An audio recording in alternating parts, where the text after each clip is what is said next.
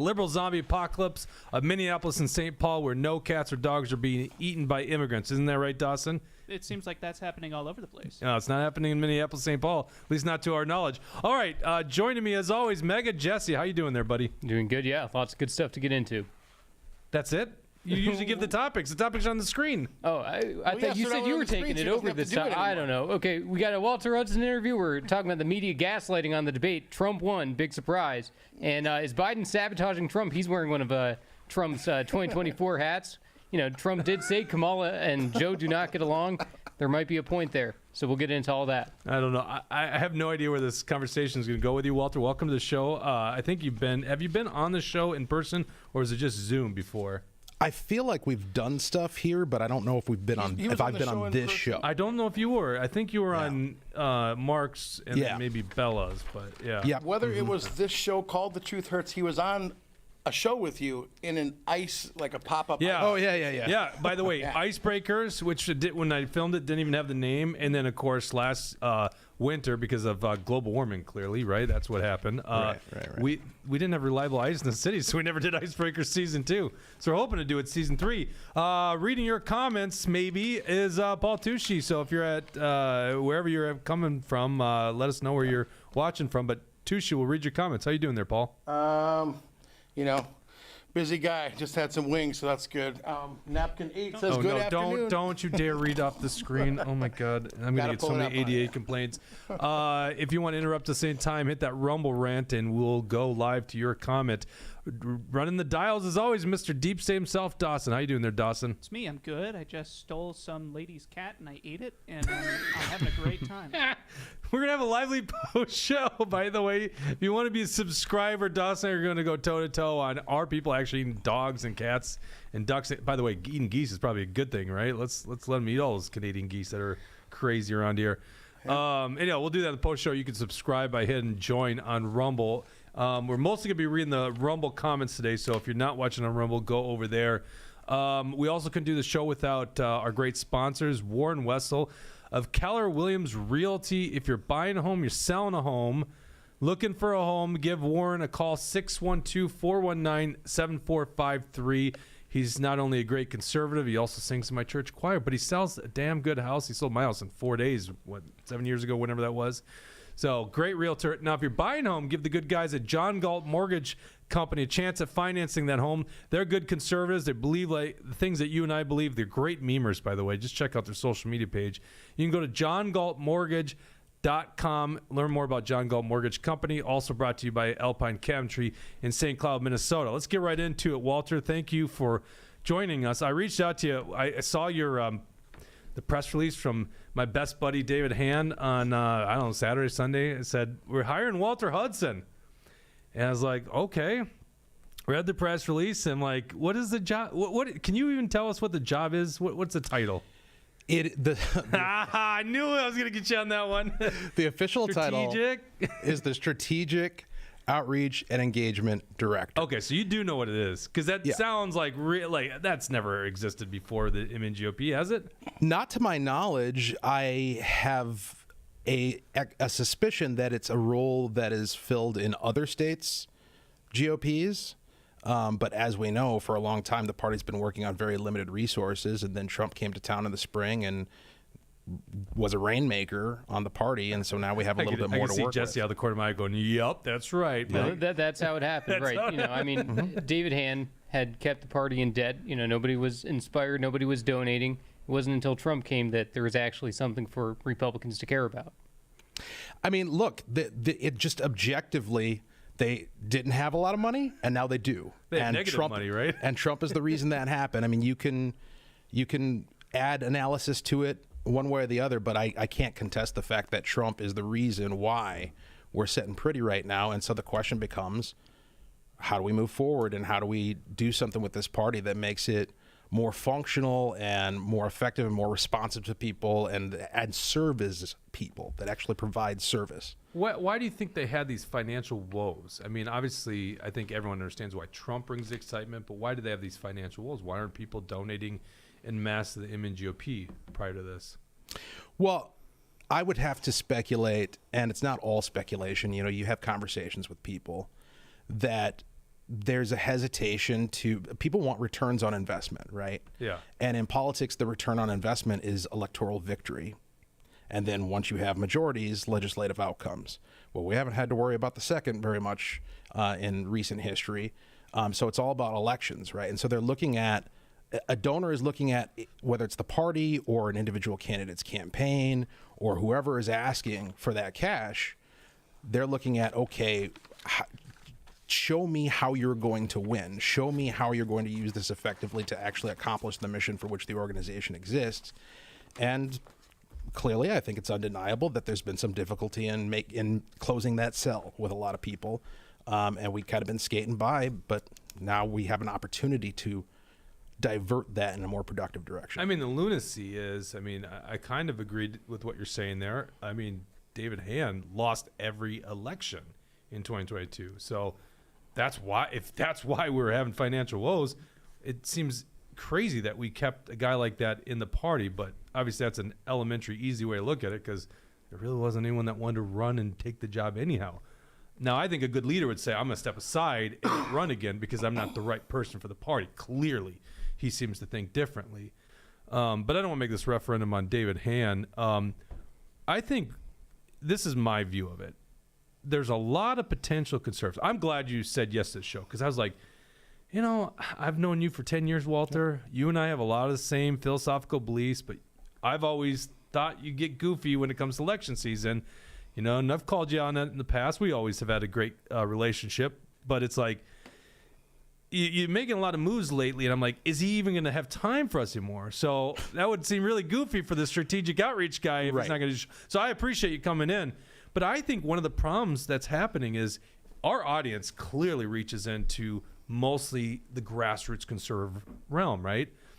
I think we're also turning on new people coming into politics for the first time that are open-minded, which is good. You see young males in Minnesota in particular are trending very heavily in the Republican ranks, or I should say in Trump's way. So what I see is the problem is the party has just basically gone to the establishment in the past, and they've ignored the grassroots. And I thought that was so clear when it came to Otter Tail County this year, because they were willing to just say 200 people that came to the process, we're just going to throw these guys out. Why? Because the local establishment, the local people in the party, happen to be a big booster for Republican causes. And so it's like, another case of turning your back on the grassroots. Now, we've been privy to this for a while, but we were reading some tweets of yours, I think earlier this year or whatever. You almost make it seem like you don't believe there is even an establishment in the party. Is that your contention? I mean, that's what we get from some of these tweets. I certainly appreciate the limitations of trying to discern short little blurbs on Twitter. But what I mean when I say that, because I have said that there is no establishment. And what I mean by that is the idea of what I think comes to mind, certainly what I remember from being an activist and being a commentator sitting on the radio for 2 hours a night, of what the idea in my head of what an establishment is smoke-filled back room where people are making decisions and then giving out orders, and everybody just follows those orders. And that it's all very cloak and dagger and very intentional and manipulated and structured and organized and dictated. Like, that to me is what establishment means. And what I found in running for the state legislature and now serving for one term is that the truth is actually a little more frightening than that. And that is that it's obviously there are people who have agendas. Obviously there are folks who are trying to wheel and deal and make things happen. But as a herd, as a group, as a caucus, you're dealing with a room full of people. Mm-hmm. And any given room full of people, I mean, go to your BPOU meeting, right? Like, any given room full of people, you're going to have this wide array of diverse ideas and priorities and styles. And it is not, I could say this, that I imagine a caucus leader wishes they had the type of influence that I think we sometimes imagine that they do, to be able to just push a button and say, this is the way things are going to go. It's not that simple. Boy, I think there's lots of evidence to suggest the contrary. I mean, it probably depends on what body you're talking about, and obviously you got elected to the Minnesota House like after Kurt Dowd was leader, right? So like your first caucus meeting was right after your election. You guys elected. You chose to not have Kurt Dowd as leader. So what I've heard from some other members is that he ruled with more of an iron fist, than the current leadership has. But I mean, and certainly like in the U.S. Congress and things like this, there's some of these bodies there is like absolute top down leadership. Like you have to do this. But I've heard from a lot of freshmen. I mean, you consider yourself, are you a freshman even though 2 years in? First term, right? Like a lot of first-term legislators that have said, it's nothing like what they assumed.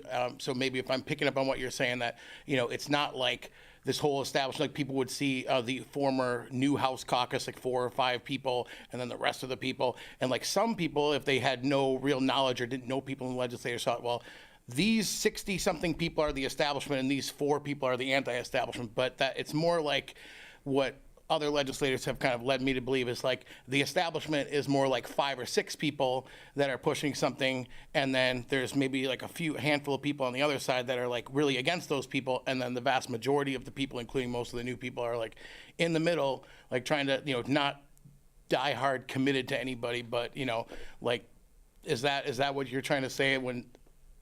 Not really. I mean, I don't see the dynamic that you're describing.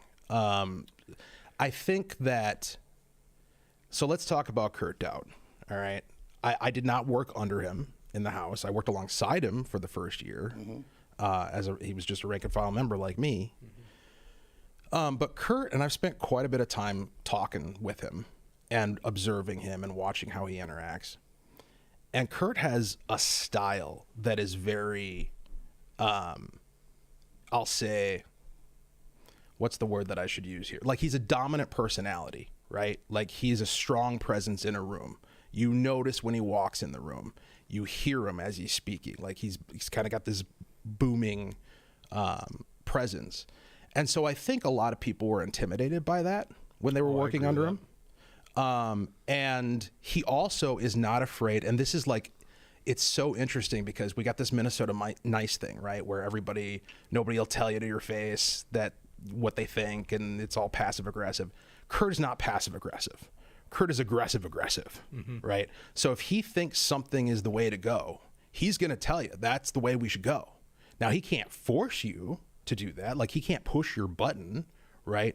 But he can make his case in a very assertive and very aggressive fashion that I imagine, and this is totally speculative because I wasn't there, a lot of members saw as, I guess I better do that, right? Instead, as opposed to pushing back. And so, I think what we have with Lisa Dameth. Yeah, but you're kind of like describing almost in some regards threats. Well, I mean, isn't that what the underlying does? establishment, right? Yeah. The job of the establishment, keep business as usual. They want to have the lobbies and special interests. They want the bonding bill. The bonding bill was a perfect example where you guys finally had a little bit of power and Republicans caved immediately. It was the only time that you had a bill where it required Republican votes. And there were all these Republicans who caved in immediately without gaining anything except a special interest project in their district. Yeah, I mean, the bonding conversation, we should follow up and talk about that because I have some insights to offer into how bonding works. But bringing it back to like leadership, this concept of the establishment, the tone has definitely changed with Lisa Dameth. She is much more, the word is collaborative. She's much more of a facilitator. She's apparently been doing gangbusters and fundraising, which, good for her, good for the caucus. And there's pros and cons to that, though, too, because I think the pro is that sense of pressure, and it helps to be serving in the minority under a Democrat trifecta, right? That pressure to conform to something just isn't there. I haven't felt it. I kept expecting, and this is one of the things, that's what prompted that tweet, is I kept expecting from the moment I got elected until I was sworn in that at some point I was going to get a phone call or a knock on the door, and there was going to be, men in black telling me, all right, son, here's how it goes, right? That conversation. You didn't think that. Come on. I know, I mean, I'm sure that happens with the just president. because it's more subtle, and just because you did, I saw your tweets too. Just because Kurt Dott's nice to you, just because you didn't have a primary opponent, that doesn't mean there's no establishment. There's lots of people in this state who faced the establishment in all these primaries where they were the endorsed candidate. They did everything right. They built up all these patriots in their district to support them, and then they got tens of thousands of dollars being spent against them. If that's not the establishment, what is it? Jesse, I cannot argue against anything that you're saying. My experience was my experience. Other people had very different experiences. Pam Altendorf is an example, right? So she had exactly what you're talking about happen to her. And so did Mike Weiner. Now, the consequence of that, and we're about to see potentially a similar dynamic again with Jimmy Gordon coming into the caucus up north, who ran against Brian Johnson. Excuse me. Which, by the way, the HRCC, so what I would consider the establishment, Lisa Damath and all the other people that are in charge there, spent money to help out his opponent, and he was the endorsed candidate. They also supported Ron Krisha. There was no endorsement in that race. What's the third one? There's three, wasn't there? Greg Davids. Greg Davids down south. Yeah, so... And then Jeff Backer. Oh, no, they didn't protect that. Oh, yeah. They didn't protect They that don't support one. Jeff Backer. No. So the policy isn't supporting someone in the caucus, clearly. Well, don't you see that's the establishment? Jeff Backer's at odds with the establishment because he supported the Otter Tail County delegates, and then, he gets no support. They did a fundraiser for those three people. By the way, that is a political party unit of the Republican Party. What the hell are they doing helping out and supporting candidates that aren't endorsed? Or especially against the endorsed candidate in the case of Brian Johnson? So there's a lot to unpack there. And what I will say is, first of all, just to put a pin on this whole what is the establishment thing. Obviously, I think there are different ways to define it. And the way it's defined by Jesse, I think, is totally legitimate. That the idea that there's an inertia of the status quo, right, that people want to protect. And so the question becomes, what is within the bounds of fair play in terms of their effort? Because they're going to try to protect it. And to an extent, they have the right to try to protect it. But the question for us at the grassroots level is what are the rules, and so that we know who's abiding by them and who aren't. So that leads into this whole conversation about working against endorsed candidates. Now, I just brought up the examples of Pam Altendorf and Mike Weiner. And now we got Jimmy Gordon coming in, who I haven't met, but we've texted a little bit. And many more examples on those, but those are some near-term ones. Yeah, well, with Pam, the reason I bring up Pam and Mike is because I know them and because we came in. Right. Yeah, Everybody else was left to die. Like, say Mark Brzezowski, they spend $80,000 against Mark. Mark has to drain the $38,000 that he raised in a swing district to fight that. He has to run as a conservative. Then they attack him and say that he's, a Democrat. And he spends all his $38,000 to win the primary, and then they leave him to wither and die and lose to the Democrat rather than take the seat for the Republicans. So that's why, you Rumble rant there. Okay, love Minnesota. Walter Hudson, just want to tell you, Rhino Ron Krisha sucks, angry face. I'm sure we'll come back around to talking about that. So, but I mean, that's like you said, Mike Weiner, Pam Altendorf. It's the other ones that you don't know is because, they won their primaries, but then they lost the general because they were left, beaten and destroyed by the HRCC and had to spend, like in Brzezowski's case, 30-something thousand of all the money that he raised to beat that Democrat. Like DePel had put in all this money and done all those things to beat the Democrat. Then he gets attacked by Senate Victory Fund, by the establishment. Fortune spent against him. He has to spend his war chest. And then now that he's attacked, the guy that the SVF, endorses. Right, another rumble. Right? There are no rules, Walter, from failed candidate. I'm beginning to think you really do have ADA issues because it's like they pop up. I do. And everyone sees them, and you're just like. I told you, you don't believe me? I'm legally blind in my left eye, and I have a negative 0.75 prescription in my right eye. Yes, and that's what I make reading the comments. It's unbelievable. If only I could have Bridget on Thursdays too. I don't like to have this. I don't have a victim mentality. I try to not have a victim mentality in my life, right? So I never, Jake is always, browbeating me and harassing me. You don't see these comments here, and I'm just trying my best. I never once thought read to say, Chaz 651. I don't know if I've ever seen that, so we might have a new commenter 651. here. Most voters won't vote Republican, even though they know how bad Minnesota's streets are because they are indoctrinated and not free thinkers. Truth Seeker 0450, Creasha should not have won that race. He cheated. He was not endorsed. He needs to be disqualified, and it should be given to Diane Webb-Skillings. I don't know if Walter, if you're an expert on how the dynamics of that election went, but I think it does go back to the point of can't you say there's clearly an establishment that's trying to protect the status quo? And in this case, what's so mind-numbing to me is, why the hell are they spending money in Republican primaries in safe, reliable Republican districts when don't they have to beat the Democrats and win back the Minnesota House? Shouldn't there be outrage amongst all you rank and file in the House saying, what are you doing spending money in Brian Johnson's race? Democrats aren't going to win there. Yeah, so I think that's a very fair question to ask. And again, the reason why I bring up Pam and Mike is because when they came in, it was tense because they just had this experience that you're describing, right? Yeah. And now they're supposed to be part of the family, right? We're supposed to all be a team and hug it out. Well, that's a very tall ask for somebody who you just spent a bunch of money trying to defeat, right, as an endorsed candidate. And so it creates this dynamic that, in my view, and this is my view, I'm not speaking for the caucus, but as a member, I think that is a tension that is entirely avoidable. Like, just don't meddle against endorsed candidates, and then you embrace the winner, you bring them in, and then you can have your team that you want. So that's a good view, Walter. So why isn't that happening? Because it clearly didn't happen. I will tell you that there are conversations amongst members pushing for what I'm talking about.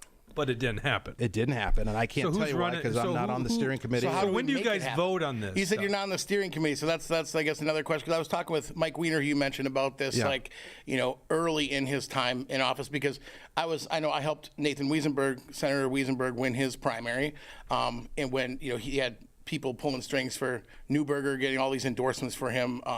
MPPOA and these types of things, and Neuberger got third place, and Wiesenberg won his primary, and then people reached out to all these, started to reach out to him like the moment he won his primary, when I don't think anybody expected it. When I told Isaac Schultz at the Canepa County Fair like 4 or 5 days before the 2022 primary, so it would have been like, there was primary was August 9th, so like August 5th or something, I say, yeah, Neuberger's gonna be third place, because they all thought Neuberger was gonna win. I said, Neuberger's gonna be third place, and Schultz laughed, and I said, yeah, I'll bet you want to bet some money? And then he was like, huh? And then later on, he was on his phone. And then, Neuberger ended up being third place. But, they had no clue until days before. And as soon as he won, all of a sudden, all the people are all reaching out to Nate, right? So we got invited to the Freedom Club 8 days after, it was 8 days after the primary. So they called us like, hey, come to the Freedom Club. So Pam was invited, and Nate was invited, and Kurt Doubt was invited.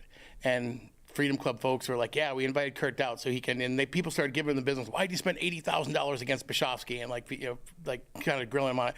But Pam was there, and it was really raw. She was really pissed, and like, I will never let this happen. We're not gonna let the establishment, I was endorsed, and they spent all this money against me and stuff, and something happened after that. I don't know what it was, but I was talking with Mike when he was brand new, and I'm like, so how is the HRCC obviously the caucus controls the HRCC, right? And he's like, yeah. So what's is that true though? Well, no, really. I mean, it should be. I think. Yeah. But in reality, the way these things function, and that's one of the things I was going to say, is nobody took a poll of the membership and said, should we spend money? And so who? Well, so hold on. Isaac Schultz told the Morrison County BPOU a few days before the primary this year, when people were irate because there was 4 mailers. What did he say? There was 4 mailers in mailboxes. People were like, we got 4 mailers, 2 from the HRCC, and what did they say? And they said, why are we spending all this money in deep red districts? And what did Isaac say? And Isaac said, we voted on this 2 years ago to protect the incumbents, and I agree with it because. So that's just a lie, then? Isaac says because we're in there in the trenches fighting. Isaac literally said that. Is that a lie, or is that? We voted on this 2 years ago, and I agreed with them. We're going to protect the incumbents. So. I don't know what vote he's referring to. Because he's in leadership, so maybe they voted on it in leadership. Hold on. So if you're not voting as a caucus, then how are these decisions made at the HRCC, which is a subunit of the Republican Party of Minnesota? So I think the dynamic works similar to the legislative dynamic, where when we go to hear a bill or a bill comes to the floor, we don't do a flash poll of the population and everybody votes on it. You have your representative who represents you that you elected make that decision, cast that vote. In a similar way, the caucus elects leadership, which is not just Lisa Dameth, but it's also her deputy, all of the assistant minority leaders and the executive committee. All those positions are elected. And so they then go on and carry out the business of whatever. Hold on, those did bodies you are. elect somebody to run the HRCC, or did you elect someone to run the caucus? My understanding is that it's one and the same. If I asked you for the HRCC constitution or their bylaws, could you produce that? Does that exist? Probably. It probably doesn't. I don't think it does at These all. are the same questions I asked to Mike Weiner. So right? can you at least agree that that is the establishment? Because if you, as a Republican member of the Minnesota House, don't know the bylaws exist, and these decisions are being made with resources they want you, I don't know if you've donated to the HRCC, but they usually want you guys donating to it, Yeah. and they're being made outside of you, and it's going against what you allege to say is you're against, isn't that essentially the establishment protecting the status quo? I'm not going to argue with that characterization. What I will tell you is that there's incremental change happening, and a lot of it comes out of the Doubt legacy, right, of the way things were. Yeah, but you ruined a lot. It wasn't just Doubt's side of that, though. Recall, we had the new House Republican caucus. Mort was in there, rabble-rousing and throwing stones. And the consequences of that was that trust broke down within the caucus in those years. And so I think the reaction was to become very insular in leadership and to do things autonomously without really sourcing the membership and seeing what they think about things and including them. And what you see happening now is a move in the other direction, but we're not to where, in my view, we should be yet, which is where we're much more communicative with the members, and it's a much more open process within the caucus, and people's perspectives are being heard more frequently. They are Except heard. for when it comes to elections.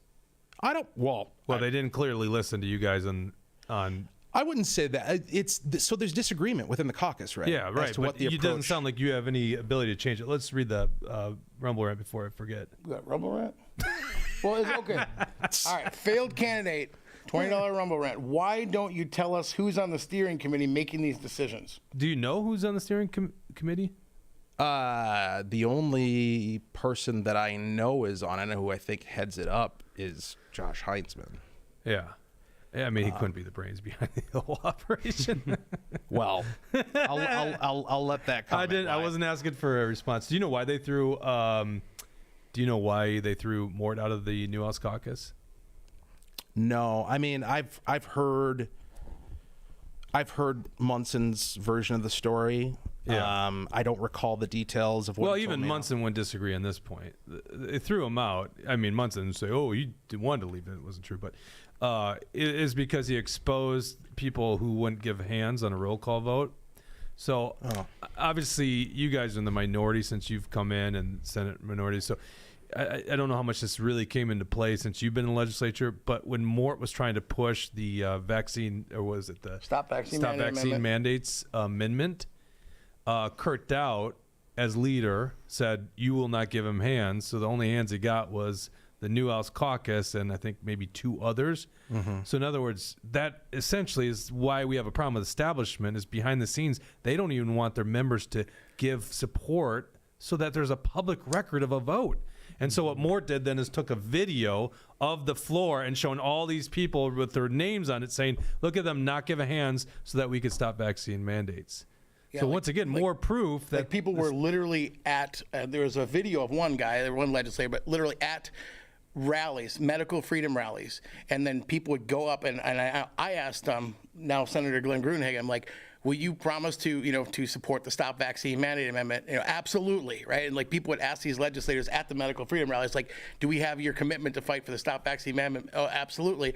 And then like none of them raised their hand because Kurt says, don't raise your hand for it. Kurt left the floor and then later on gave a speech about how important medical freedom was, But so that was the video that you're talking about. Yeah, and right? I don't know. Can we? People who were on record saying that they promised constituents, promised people to support it. Like, can we think of an wouldn't raise their hand. example? Can we think of an example in the last 2 years? You know, because Walter's making a point. There is new leadership, right? So can we think of an example in the Minnesota House where they tried killing something on the floor? Can you think, Jesse, you follow this stuff a lot more. Maybe that is something that's changed, right? Are you thinking of any examples? Not offhand. I can't think of any. Walter's giving me a look like he can't think of any. Maybe that's changed, but then I still go And it back might be to because there's a trifecta. You know what I mean? right. Yeah. I still go back to elections, and it's like that doesn't seem to change. They want to protect the status quo. Yeah, so let me. There's another point I want to make on that because I want you guys and your audience to understand what the argument is that we're having, what the argument is for what they're doing, right? So, if I was going to argue for it, which I'm not, it would be that the caucus's job is to serve its members, right? You're the member of an organization. That organization is there. Our staff is there to serve the members of the caucus. And so I think the view is that protecting incumbents, and that might have been what Isaac Schultz was referencing. Yeah, but you're referencing the caucus, not HRCC, which is a subunit of the political party. Well, So are you keeping these things the same? Because they're two legal separate entities. They're separate entities, but they serve the same membership. So Okay. I'm a member, as I understand it, of the HRCC. But you don't know. but Hold on. You don't know if you're a member of the HRCC. Well, I'm assuming. Like, I don't want to. You're I don't wanna, assuming. Yeah. This is, Well, I this is mean- the whole point. There's somebody using you.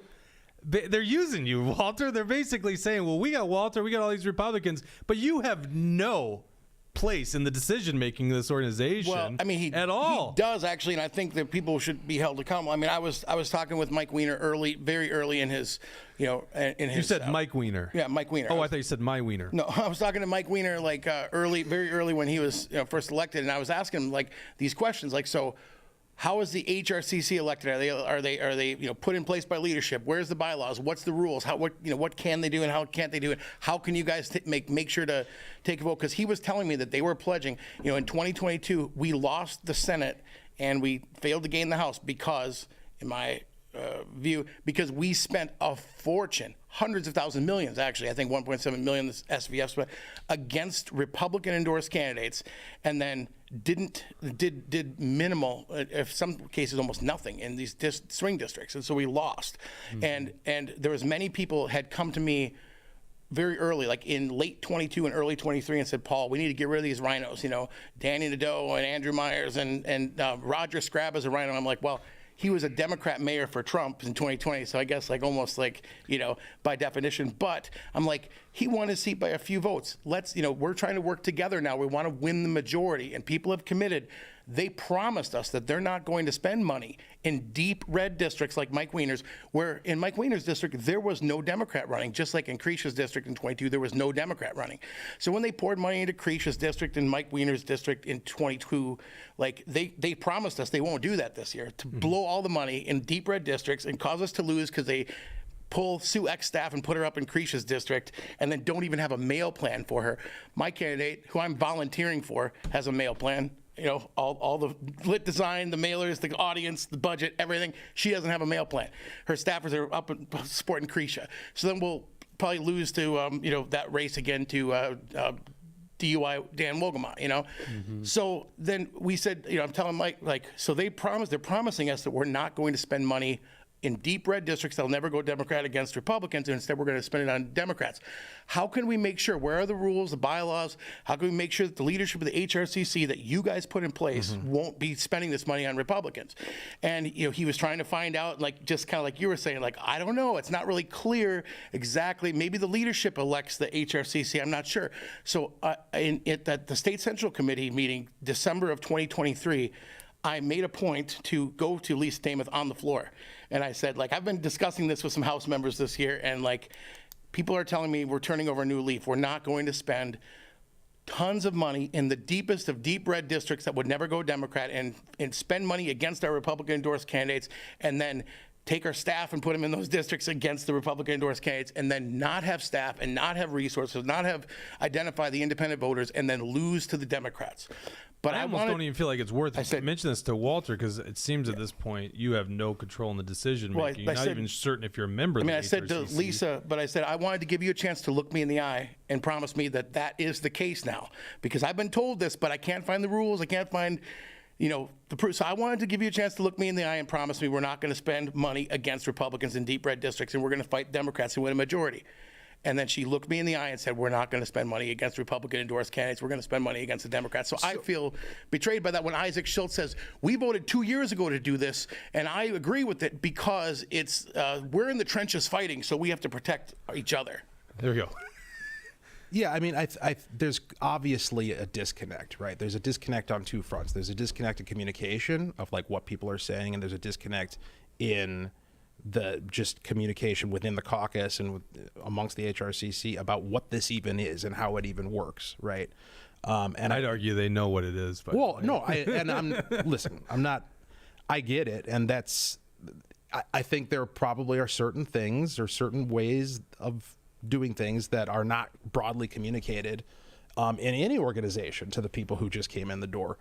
That's not a defense. It's just an observation about the way things work. And I would agree with the sentiment that needs to change, that there needs to be broad. And I'll give you an example, just zooming out from the caucus to how the House functions. We got this 24-hour rule, right, where a bill is going to come to the floor and amendments have to be filed 24 hours before. That rule creates a scenario where everything that happens on the House floor or in a committee is theater. Oh, of course it is. Yeah, you know this at this point, right? Yeah. Well, everybody. It's nicer when it's not. What's that? I said it's nicer in the Minnesota Senate where it's not. As a one example, 2 weeks into the legislative session when Wiesenberg was 2 weeks in, Senator Bobby Joe Champion brought the Crown Act up, and so. What's her name? Well, anyway, was the president of the Senate at the time, and Bobby Joe Champion's introducing the Crown Act, and I texted Wiesenberg and I said, "Oh, dude, you got to add beards to this thing," and he said because senators can offer an oral amendment, Yeah. And he goes, "Geez, they told us in caucus. I know they said we're supposed to like talk about it before we offer oral amendments, and we're supposed to figure out who's offering what amendments to what bills."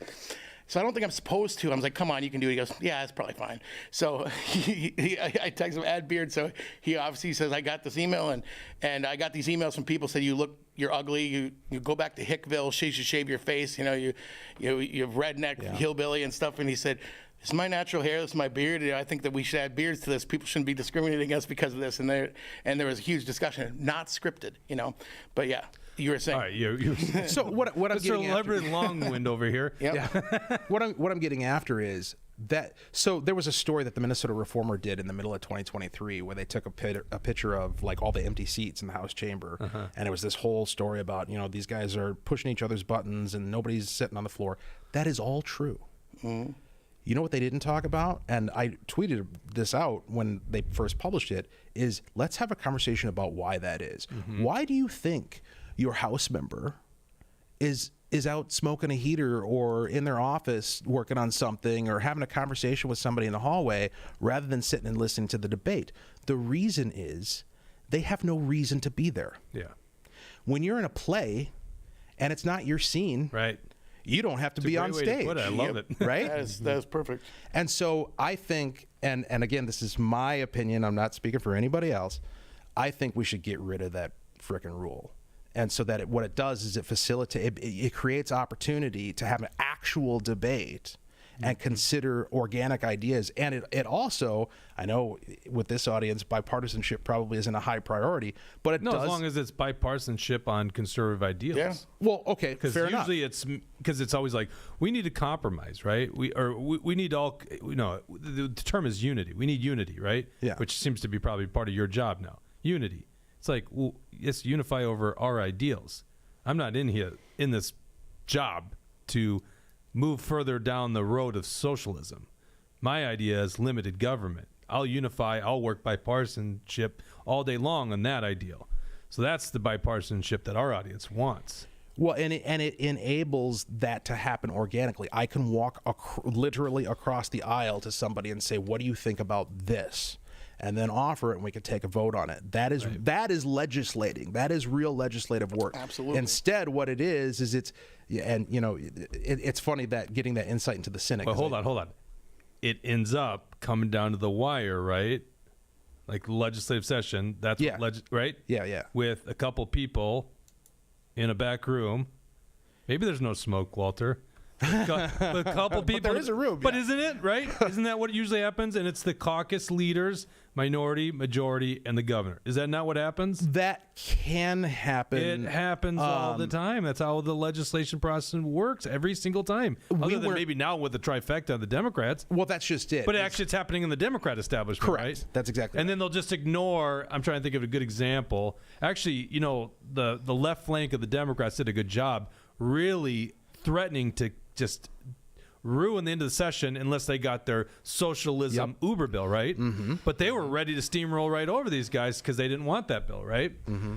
So it definitely happens on the left. We're no fans of the Democrats here. It's just that it also happens on the right. And a lot of times we're used to mixed sessions, so we see it with the leader, more recently the Senate Majority Leader and the Democrat House Speaker and Majority Leader meeting with the governor, and they come back with an idea in the back room. Mm-hmm. Walter, I want to pivot here. Nope. I got to pivot. We got to be on those time here. memes about.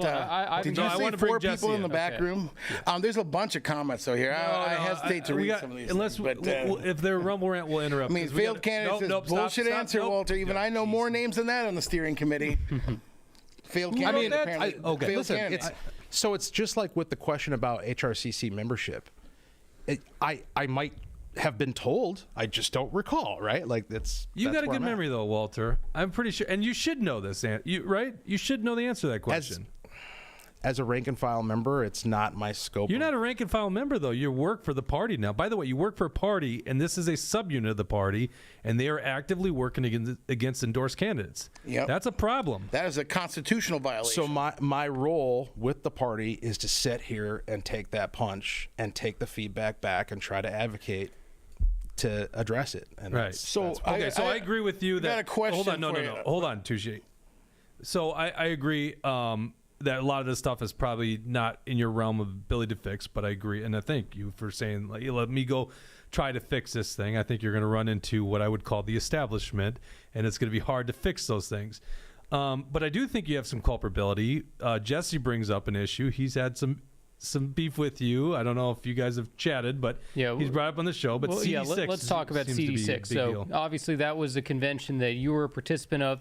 I was there. I think the MNGOP doesn't just have a problem not abiding by endorsements. Sometimes they have the problem of rigging endorsing conventions so the candidates can't even be allowed to speak, and you help contribute to that, Walter. Otter tail. So, I'll run through it, and then I'll let you, come back at me with what you think. So the Constitution of CD6, Article 10, Section 4, we can pull it up on the screen if we'd like. That sets out the rules for the endorsing convention. In there's no mention of any nominations committee. They have no authority. There's no constitutional requirement for candidates to meet with the nominations committee, nonetheless over Zoom. There's no requirement for them to file with the FEC. There is no requirement for them to even meet with the nominating committee at all. There's no constitutional authority for the nominations committee to deem candidates qualified, qualified with reservations, or unqualified. And then we can look at the convention rules. The convention rules also say nothing about candidates who, the process of the nominations committee. Chris Cory, he was a candidate who ran against Tom Emmer. He reached out to the nominations committee and CD6, Bobby Benson, in the time that he was required to. The only requirement on the CD6 website was for him to email Bobby Benson by April 24th. That's what Chris Cory did. From there, he was sent the Constitution. He was sent the information about the convention. It wasn't until the night before the convention that he was told he was going to be found unqualified. So the reasons that they used at the convention, which you went to the microphone and repeated these lies. They said he did not file with the FEC, which again, like I said, not required. Did not do a Zoom, not required. And then false claims that Chris Cory said that he couldn't raise the money. He never said that. There were all these lies going up there being said about him. The nominations committee was corrupt, selected by Bobby Benson. Vince Bodette, Kristen Fowle, those were two people who supported Emmer before the endorsing convention. They were saying at the BPOU that they were supporting Emmer. and somehow we're supposed to think that Chris Cory was going to be given a fair shot. Then you go on your podcast with Shane Mecklin. You say that I'm building a bad name with the grassroots. You say that I tried to stage a coup. You said that I was victimizing Chris Cory. I mean, you are so full of it. I mean, really think about it. You went in there. You went and spoke at the microphone without any knowledge of this. You didn't know the rules. You were just guessing. You were going up to the microphone, misstating things about Chris Cory, misstating things about the rules. And then you do a podcast trash-talking us when you don't even have the information right. You were saying that I called him up, was lying to him, saying he was going to win. You didn't know that. So why'd you say that? Why did I say what? What did I say? You said that I was victimizing Chris Cory. You said that I tried to stage a coup. You know what I think is a coup? I think what you did was a coup. Saying that a coronation where only one candidate is allowed to run sounds like China. It sounds like North Korea. It sounds like the DNC. It doesn't sound like a kind of Republican Party that I want to be involved with. So explain your actions. Explain what you said on the podcast. Floor is yours. I appreciate it, Jesse, and I appreciate the fact that you're not holding back. And I appreciate the opportunity to respond. So, okay. The way I see this, there's two aspects to it. One is the how a convention functions and what the rules mean and the Constitution and all of that, everything that Jesse cited. The second part is an analysis of Chris Cory as a candidate in his campaign. Starting with the rules and the convention and how it functions. Those documents, whether you're talking about the Constitution or you're talking about the rules or bylaws or whatever the case may be, the interpretation of those is not up to MAGA Jesse. The interpretation of those is up to the body. They adopt the rules. If there's a point of order raised, the body decides on that, or the chair can decide and the body can overrule the chair. There's a process for determining what all of this stuff means. So when you say that there's no requirement in the Constitution or that it's not acknowledged, however it is that you phrased it, that there's needs to be a nominations committee and or the convention rules, right? The question, and when you talk about because as I recall, there were 3 motions offered, each of which they took on different form, but they all would have had the same effect, which is to nullify the nominations committee. To allow Chris Cory to speak or to find him to be qualified because the nominations committee was corrupt. That's one way to put it. I interpret it differently. The effect of these provisions would have been to nullify the nominations committee in order to affect Chris Cory being able to speak. Which should be a good thing, right? You agree with that? At least having some competition. Well, he doesn't agree with that. He was saying that Chris Cory shouldn't be allowed to speak. Walter can answer. Sure. Yeah, no, I will come back to that answer when I get to the second part of analyzing Chris Cory and his campaign. Okay. Well, hold on. Even before you analyze Chris Cory and his campaign, what would be the problem of having competition? I don't understand. There's not a problem with having competition. There is a problem with recklessly endangering your endorsement. And wait, recklessly endangering what endorsement? What do you mean? The party's endorsement is valuable. That's why people seek it. So you should have some mechanism. I believe in a nominations committee. I think that's appropriate. Yeah, so a fair one. Hold on. Are you sure, I believe in a fair one, too. Are you against CD2 choosing not to endorse Joe Tayrab? I mean, that seems CD6 has just said, well, who cares what they think? It's not that valuable, obviously, because they didn't endorse him. So are we having it both ways? Is it valuable or not? I'm not understanding your connection between CD2 and the CD6 situation we're talking about. Well, CD6, you're aware of this, right? Are you? I'm aware that they didn't endorse Joe Tayrab. Yes. And CD6 did. You understand Correct. that, right? Yeah. Mm-hmm. I feel like you're on the leadership of CD6. No, nope. I'm not correct on that. Well, so what's your role in this convention then? I guess I was a delegate. Just speaking as a delegate? Yep. Gotcha. Okay. But you're saying this valuable endorsement. What's the problem if the body chooses to endorse a candidate? You just talked about the body is the one that makes these decisions. If they choose to endorse, I assume your argument is if they endorse Chris, well, then it's going to be awful because he's not a good candidate. Is that what the body decided that they wanted to have a nominations committee process? They affirmed it 3 times in a row. And when I got up, it was the second time. And my point was, I don't recall saying any of the things that you say I said when I got up to the mic. What do you think you said? What I said was, guys, we just had a motion that would have affected the same outcome, and we overwhelmingly voted it down. Why are we wasting time considering the same question in effect again? That's what I said. It was a different way of going at it, and you were encouraging people. You were using your political influence to encourage people to support censorship. Well, you were encouraging people to vote against it. You said, we did this once before. Why don't we do it again? You know, we voted to censor Chris first time. Let's do it a second time. Let's do it a third time. So let's pivot to talking about Chris Cory then, because you know what censorship did not occur? Nobody in CD6, in the leadership or in the delegation or the body of the convention, prohibited Chris Cory from being able to have a frickin' campaign. I didn't know what a Chris Cory was when I woke up that Saturday morning. Sounds grassroots to me. I got to that's not grassroots. Yes, I'm it a is. delegate. I'm a delegate and a candidate for endorsement. Yeah, hasn't talked to me. Right. I've never He heard was, of him. He was refused the email list by CD6. He wasn't even given the There are opportunity ways- to introduce himself, so I'm not sure how he See, would have by the gotten way, a hold of you. CD6 is run by Tom Emmer's staff, Right, so paid that's bu- a paid- massive It only makes conflict of $130,000 interest. a year, Staffer correct? Bobby Benson, paid by Tom Emmer. Well, that conflict, right? By the way, this happens also in CD1 and CD7.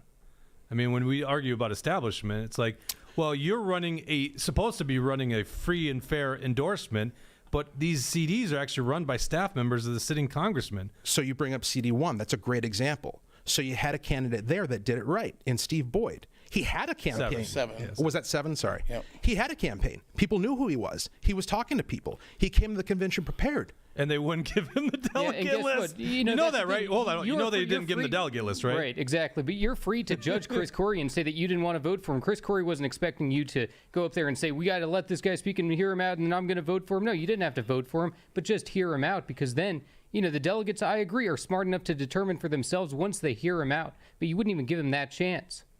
The body didn't give him that chance. Because I agree with their position, and I voted that way because Right. you as a candidate, by God, you know what? When I decided I was going to run for the legislature, I did the work. Yeah. I talked to people. I let people know I was running. I talked to them about who I was, and my endorsement was not a predetermined outcome. I went into the convention with it very much being a toss-up because my opponent was a good opponent. Tom O'Neill, good guy, there. still works in the BPOU, very friendly guy. We are cordial and work well together. But he fought a good fight, and he worked hard to earn that endorsement. And it came down to the convention, and it came down to the speeches. So your issue is he didn't go about the process the correct way. Is that My issue is he did not show the delegates the respect of putting forward a respectable campaign. Okay, you don't show up on a Saturday morning and say, "Hi, I'm Chris Cory. I'm running for Congress." That's ridiculous. But hold on. Okay, get the Rumble rant out of the way, and then I'll respond to that real quick. Let's see. What, you scrolled up to the I was top I there? was on another comment here. Drink the Kool-Aid. Holy shit. Wonder why Chris Cory didn't talk to you. Well, I have no idea on that one. What? Feel okay, I don't know. Guess what? If Chris Cory doesn't like me, that's fine. I'm a delegate. It's your responsibility to talk to me whether I like you or not. That's literally what this is. You're going to people, especially people who aren't supporting you, and convincing them why they should. That's Right. his job. Okay, so you're articulating a process of the right way to campaign. Okay, I get it. Where's that laid out? Because it Where's seems it like laid out? Jesse. Yeah, because it seems like Jesse just mentioned. What rule did he break? You know, you're saying like he the didn't follow the nominations process. committee Well, has what a process was he process, right? supposed to do? No, I'm not talking about he broke a rule or didn't follow the process. I'm saying he didn't. This is outside of any process. This is just politics. If you're going to conduct a campaign, it needs to exist as such. Right, so- his But did that- not. the such. Yeah, What's exactly. the such? Where's that the process? such. Okay, I can't believe I'm having to answer this question. What a campaign is a candidate raises their hand and says, "Vote for me." And then they have to go talk to people and explain why they should. But, from what he I- did not. But no, it You sounded like didn't he let couldn't him- even you didn't do let it. him talk to people. It looked like he You was don't trying do to that talk. at the convention. You don't Whoa, no, introduce there's a yourself pro- at the okay, so Walter, convention and there's a say, pro- so there's a "Now I'm process." ready to talk." Hold on, You Walter. talked There's to a people process before. then, right? So what's the process? When does he have to announce? What's the timeline? Where is that dictated? April 24th was the date that he was supposed to email by, which he did.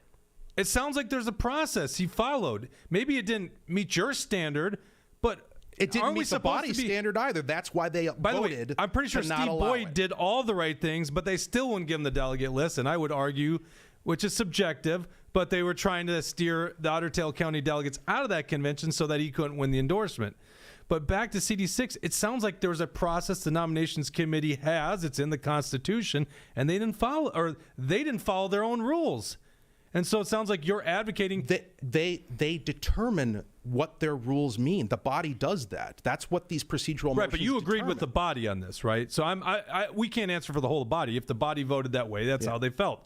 But you agreed with the body on this, right? You voted to not allow this. So my question to you is, so let the guy speak. I don't understand. He was the only because one. Essentially, He was the only one competing against Emmer. This is what I'll grant you. Okay. This is what I'll grant you. And I think it's a very fair point. Had there not been a nominating committee, or had they just let him speak, just given him his 15 minutes, we wouldn't be having this conversation, right? Exactly. The outcome Right. would have been It wouldn't exactly have the been a same. primary. right? That's Yeah, it the would've been done. principle here. Yeah. Well, I don't know if I'd go so far as to call it a principle. The free because speech fair isn't a endorsing principle. convention. Like, Free- absolutely. absolutely. Let the guy speak. Free speech does not entitle you to walk into my house and start yelling at me. And that's what Cory did. He walked into our house You don't own in CD6. You don't own it. As a delegate, I goddamn do. You better be straight. No, you and the entire delegation, no, you the have control body- over it, sure. But you know what? He absolutely has the right to pursue it. And you were, going up there trying to prevent people from hearing him out. And I agree with you that 100% we wouldn't even be having this conversation. The principle is fair endorsing conventions. And he would have abided by the endorsement if you guys just let him speak. When I got up the second time that a motion was made to try to nullify the nominations But you committee. supported all of them.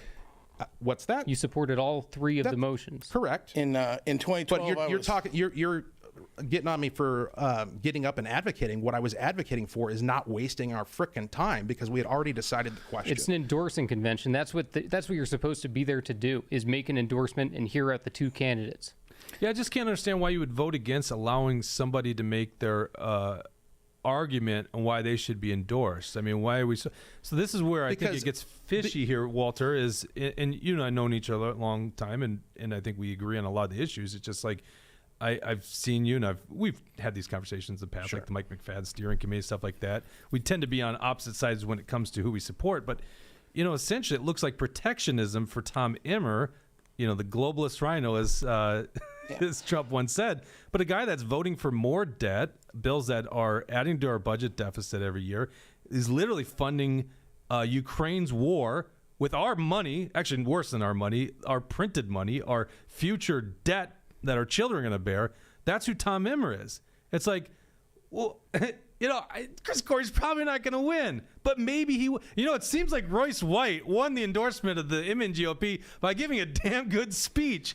I don't know. What's the problem? Let the guy speak. Maybe he'll turn heads. Maybe he'll get more votes. Maybe it's momentum for another election cycle, but it seems like you got this arbitrary way to run a campaign, and unless you do the Walter standard of running a campaign, we won't even let you speak and address delegates. What's the harm in addressing the delegates? I just don't understand. First of all, I wouldn't characterize it as the Walter standard. I think this is just common sense. Well, if you're gonna, because here's the thing: if you have no nominations committee and you have free speech, as I think you guys are fallaciously characterizing it, at a convention, you could have a line 15 people out the door waiting to give their speech for Congress. Well, our endorsement is too valuable to cheapen it in that fashion. As someone we who's- have to know that you meet a minimal standard of competence before we even consider whether or not we're going to give our precious party endorsement to Put you. that in the As someone rules. who's Put been that on in the the Constitution. Fair enough. If you have these Fair enough. standards, put it in the Constitution, because you don't have it in there now. I would agree. As someone who's chaired or been on the CD2 Rules Committee for 18 straight years, chaired the Rules Committee for my BPOU most of these times, been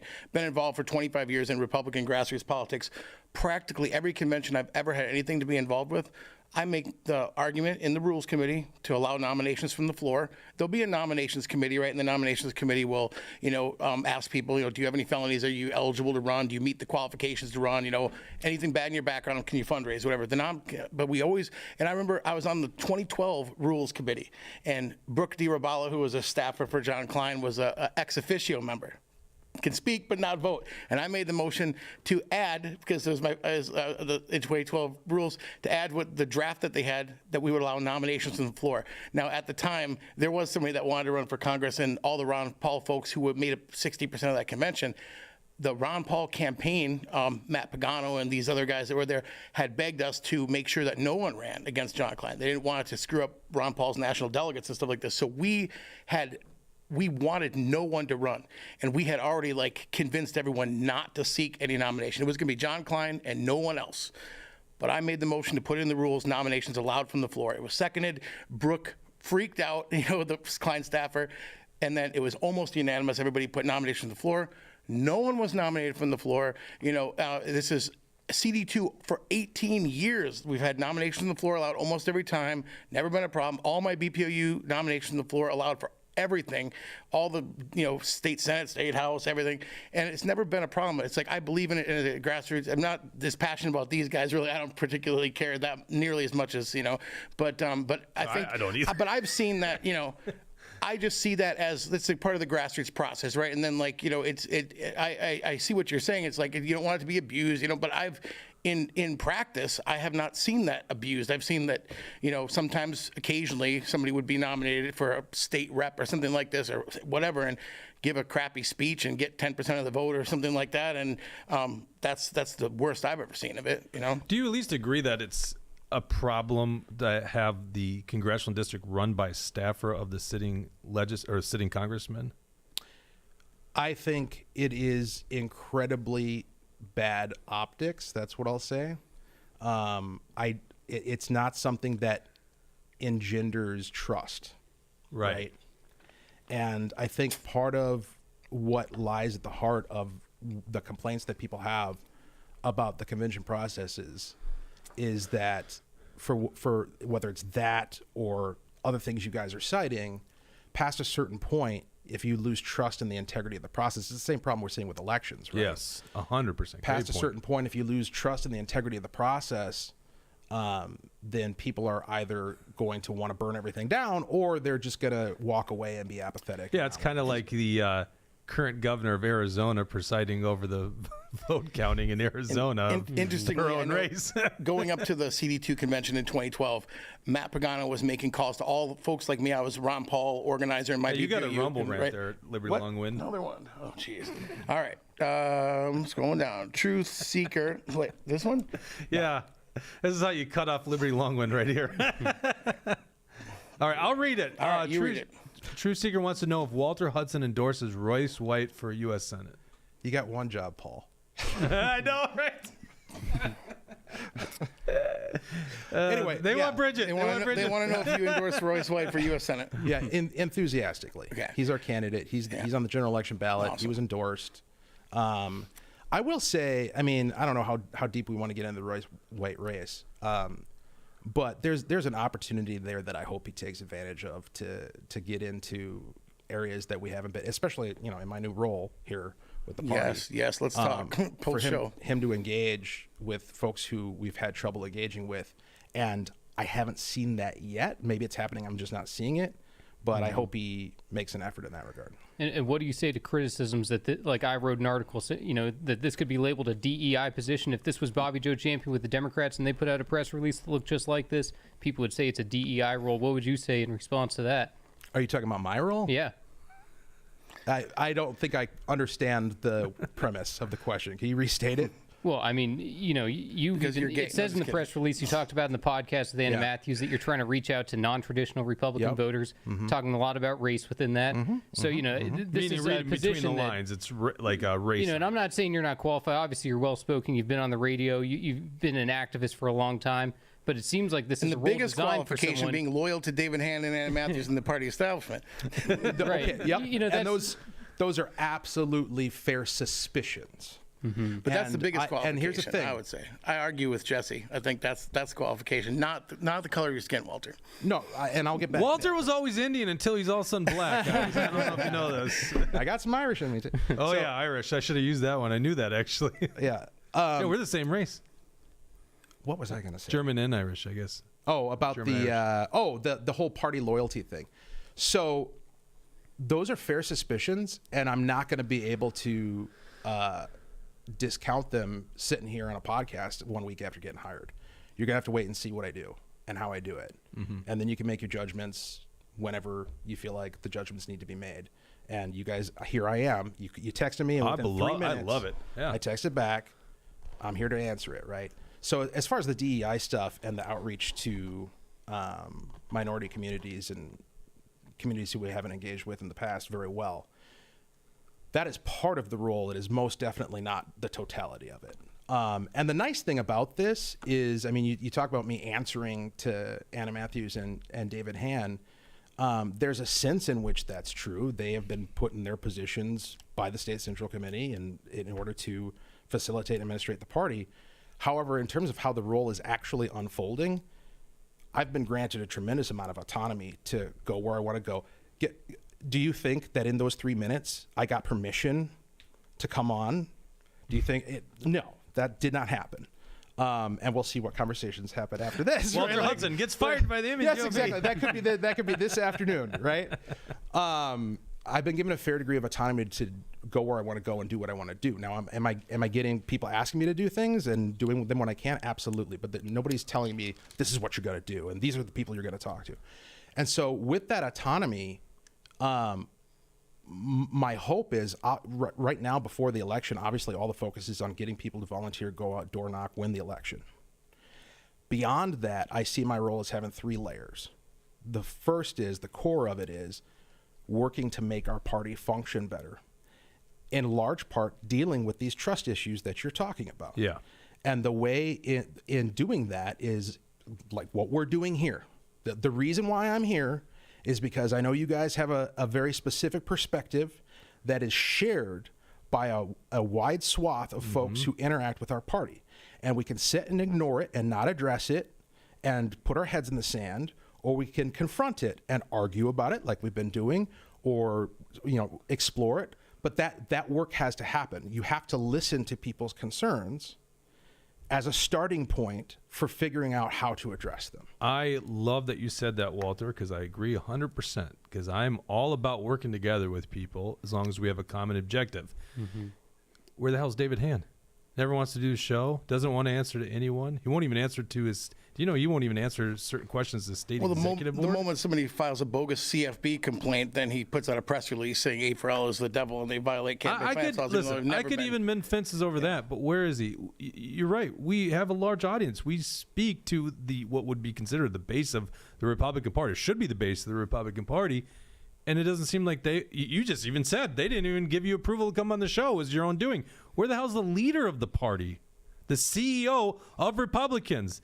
Shouldn't they be coming over and trying to mend fences here? So I would argue, and take this for what it's worth, and it might not be worth anything, but I would argue that the roles of party chair and executive director and whoever else you have on your staff are going to fluctuate depending upon the personality of the person who's in it. So there's an argument that David Hand's job is to go around and raise money. And that the people... Well, he should be fired then. Well... Or if his job was to win elections, then he should be fired. No, maybe his job is to build this coalition so those two things happen, right? Absolutely. Everyone agreed with that in late 2022. And I know that they changed when the party chair is elected because, late November, I was talking to several statewide candidates who lost their races by close margins, right? And I said, when I was, helping Nathan Wiesenberg win his primary, there's all these mail-in areas, and it's all public data from Secretary of State. You can look at these areas are mail-in, and you can look at, in past years, this township voted 97% Republican, 95% Republican, 96% Republican, because it's like 40 people and 38 of them vote Republican or whatever. And so all of these people have ballots sitting on their counters at home, right? But people were trying to turn out, say, Tom DePell's Senate district, right? They're 41A, 41B, 41. They're pouring hundreds of thousands of dollars and they're trying to turn out votes. Up in these unorganized mail-in precincts and stuff, no one's doing anything. And Scott Jensen had a commercial in the Vikings game holding this baby. God, that was so awkward. Abortion is a constitutionally protected right up until birth. And I'm not trying to change that.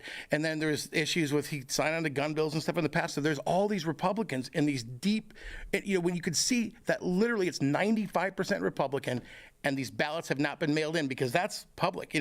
Secretary of State will tell you when they voted and haven't. And I told these candidates, these statewide candidates who would be in office today, I said, you would be the elected candidate right now if David Hand had taken maybe 1/20th of the $200,000 that he funneled to Reed LeBeau right before the thing, and then instead spent $10,000 on hiring me to set up calling to these people, to these 95% Republican areas where their ballots are sitting on their tables, and say, we need you to go vote for, I mean, even if you don't, you're not crazy about Jensen's thing on abortion or whatever, like, we need the auditor. We need the attorney general. We need you to go vote. With 10 grand, 1/20th of what was paid to Reed LeBeau in that last month, I could have put together a calling operation. I think so. Oh, they paid $200 insider baseball. It's like right before the election. The MNGOP made a $200,000 payment to Reed LeBeau, and then right before, like, Ryan Wilson lost by 1/3 of 1%, and Jim Schultz barely lost, right? And if I had been given a $10,000 budget, I had phone callers and people. We could have gotten those votes. We could have won attorney general and auditor, right? And talking to people after this, it's like, this is something. If David Hand had understood winning elections, I mean, I know he was in the Senate before, but it's like he got the same percentage as Mitt Romney got in 2012. As soon as the Eden Prairie district turned a little more Democrat, then he lost. Like, he never outperformed his district. He hasn't demonstrated that he knows anything about winning elections, and clearly it's like, I don't know how come we didn't do something to get those votes, because clearly the people in these deepest red areas of the state, no one was turning them out because Jensen wasn't, like, going in and turning them out, or whatever their campaign wasn't. So the MNGOP could have turned them out. We could have won. And, even Wilson or whatever could have went and paid for it and turned it out. But anyway. Dawson, do you have something? Hold on. So, I tuned out for just a little bit there. Where is David Hand now? Was that answered? I missed it. What do you mean, where's David Hand? Like, what? I think it was a rhetorical question. Oh. Yeah. Just meaning, why doesn't he come on the shows? Walter said his job is to fundraise. I want to get him on this show. So talking to people. Okay. Yeah. But, I mean, it just, to me, it's like, let's mend fences. I mean, in many regards, Walter, I'm glad that you're doing the strategic outreach. This is talk about being in unity and everything in all factions of the party. I mean, talking to former representatives, and people like Kelly Fenton and everybody from all over every side of the party, in November of 22 and December of 22, as I said, look, we need somebody that knows how to win elections, that doesn't go up at the state convention like in 2022 when David Hand's like, Action for Liberty is evil, but instead would, like, understands how to win elections, can go in, and we could have had these 2 statewide races. We need to be unified and stuff. And then everybody agreed we need new leadership. And then Mike Murphy was originally going to run for a short time and then decided he wasn't going to run. And then the only one that ran was Parrish. But, like, I mean, there was a 2/3 vote at State Central December of 22 to suspend the rules to allow nominations from the floor of all things. But no, 2/3 of the body. Sad state of but affairs. the body literally voted because they were desperate for somebody else to run. I know. Other than David Hand. No one wants You were to there do it. probably, right, in St. Cloud, 2022 State Central December. Probably. I mean, I everyone might have been busy at work. Yeah, everyone from, like, like No, I I said, had a Kelly life. Fenton and everybody. I mean, everybody all over the place. Former officers, former All right, legislators. what were you going to say, Liberty. Walter? We got Liberty Longwind over here. Well, that's just it. Is what I was going to say has been morphing as I've been listening to all this. So the one point that I want to make is this is going to be my life now, is going around and starting off the conversation, spending a healthy portion of my time just shutting up and listening to people complain about the party and complain about the chair and complain about this and complain about that. And what I want to say to that is bring it on. Like, we need to hear those complaints, and they need to be not dismissed. They need to be addressed. Now, I am not in a position to account for any of the things that you're citing. Bingo. And that's the problem, Walter, because I agree with you, and I think you're being sincere about this. But the problem is there is an establishment, and they're not going to listen to you. You know that? Like, they're not going to change their ways. Because really what these people want is they want a monopoly on center-right politics. And this, whatever this is, whether it's Action for Liberty, our audience here at Truth Hurts, Otter Tail County delegates, the campaigns of, Jimmy Gore, whatever it is, all these different grassroots people, it's not like it's one body, but there's many of us out there, and we have some very similar views. They don't want us getting any more power or prestige inside the party because they want a monopoly on that power, and they will not listen to us. And it's like, I'm glad you came on the show, and I can judge by the man you are coming here, but I just get the sense nothing's going to change until the leaders or the people that hire you start listening and showing us they're going to do something about it. Here's a good way to start showing us that you're going to do something about it. What's the penalty to the HRCC, which is a subunit of the political party? Mm-hmm. What's the penalty to the HRCC for going against their endorsed candidate? What is that? Because unless they do something about it, Yep. what's the point? It's been floated, and I forget who floated it. It might have been you or Eric, Mort, the idea of taking away the party status or something. Am I getting that right? Oh, I was on the phone with our national committeeman, this is prior to him calling me and everyone else rhinos in CD2. Apparently, I'm a rhino because I didn't vote to endorse Joe Tayrab, who has not come to me basically since the convention on April 27th. Right, he lost the endorsement April 27th. I've offered to meet with them, hasn't talked to me, hasn't called me, doesn't want anything to do with me, but because I voted against putting it on the agenda to endorse, then, apparently I'm a rhino. But anyway, you talk to people, right? You talk about the will of the body, in CD6. Well, what about the will of the body in CD2, or the will of the CD2 full committee or whatever? It's like, so, but I talked to AK Kamala about, I want to talk to him about this now, but about the HRCC, I said, because I was helping, as you know, helping Diane Webb Skillings, and who got outspent 20-1, and talk about these mail-in areas. The blue areas are the mail-in ones that Ron won 70 to 30 and 80 to 20, where he sent out a mailer that fraudulently claimed he was MNGOP endorsed, and hundreds of votes came in late June, early July, because they got the mailer and the ballots at the same time, and people voted for Ron, and so he won those like 80, 20, 70, 30, and everything else Diane won like 60, 40, and like even Ron's own precinct, Diane got 45%, and Ron got 54.5. So anyway, this is like, so people were, I was on the phone with AK Kamara saying like, this HRCC, in the last 24 hours, there were 2 mailers, that's about 12 grand worth of spending, 2 mailers the same day in people's mailboxes from the HRCC, and one of them said Ron Krisha is the only conservative candidate in this race. So, if you believe that that's true, I don't think you can possibly believe that's true. In fact, we discovered this report on the Republican Party was the independent expenditure. Yep. So remember, that's what it said on the mailer. So once again, yeah, Walter, and then there was 3 text messages also in that same 24 hour period. I was talking with AK, and I said like that they should pull that they need to pull the HRCC status. That, if they're working, they're party, they're just like a CD or a BPOU. They're a unit of the Republican Party. Well, they have no problem getting rid of the. They're bound. They're bound by the same rules. Kitson County. They have no problem getting rid of Kitson County. But they're bound by the same rules as like a CD or a BPOU. And so I said to him, and I would ask you the same question, I guess today, like, do we or do we not support party units like the HRCC and CD2 and other congressional districts and BPOUs? Do we support them spending a shit ton of money against endorsed candidates in red districts, or don't we? Because I want one answer for everyone. That way, I know when HRCC sent this stuff out, Morrison County's executive committee and full committee, Morrison County BPOU, which is a part of District 10A, because it crosses many counties. They said the HRCC is supporting Ron. He's not endorsed. They're sending mailers out lying, saying he's the only conservative. And Ron sent out a mailer lying and says he's endorsed. We should send out a mailer saying vote for Diane. We should send out a mailer saying Ron lied, he's not really endorsed. And other people on the committee said, well, we're not allowed to do that because we're a party unit. We're not supposed to support one candidate.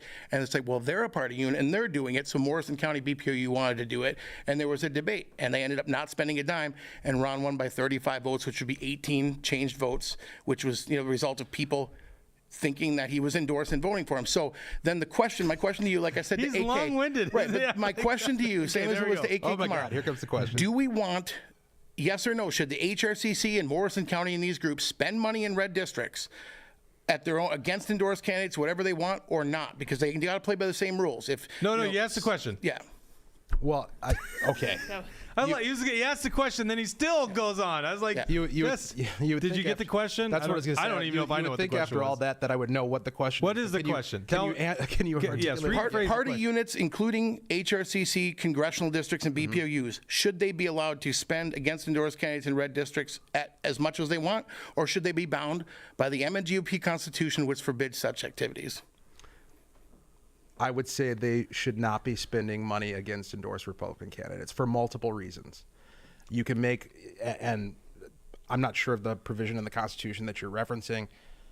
To me, the more important point is it's bad business. And I go back to what I said earlier about the relationships, that the relationship hurdles that we had to overcome when Pam Altendorf and Mike Weiner came to the caucus, and that we're going to have to overcome again now when Jimmy Gordon comes into office, where it's like, you guys were just trashing me and now you want me to be your friend?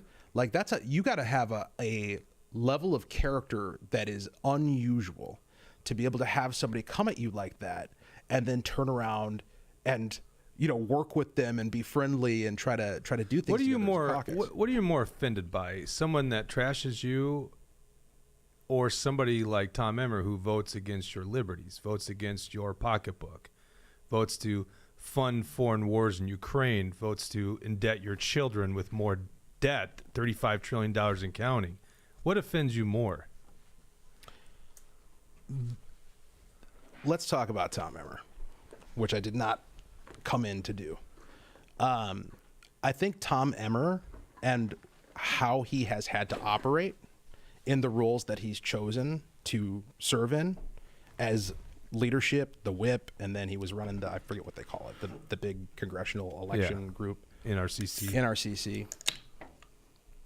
Because you guys were talking earlier about how the way you characterize it was the establishment wants the control and they're going to box everybody out.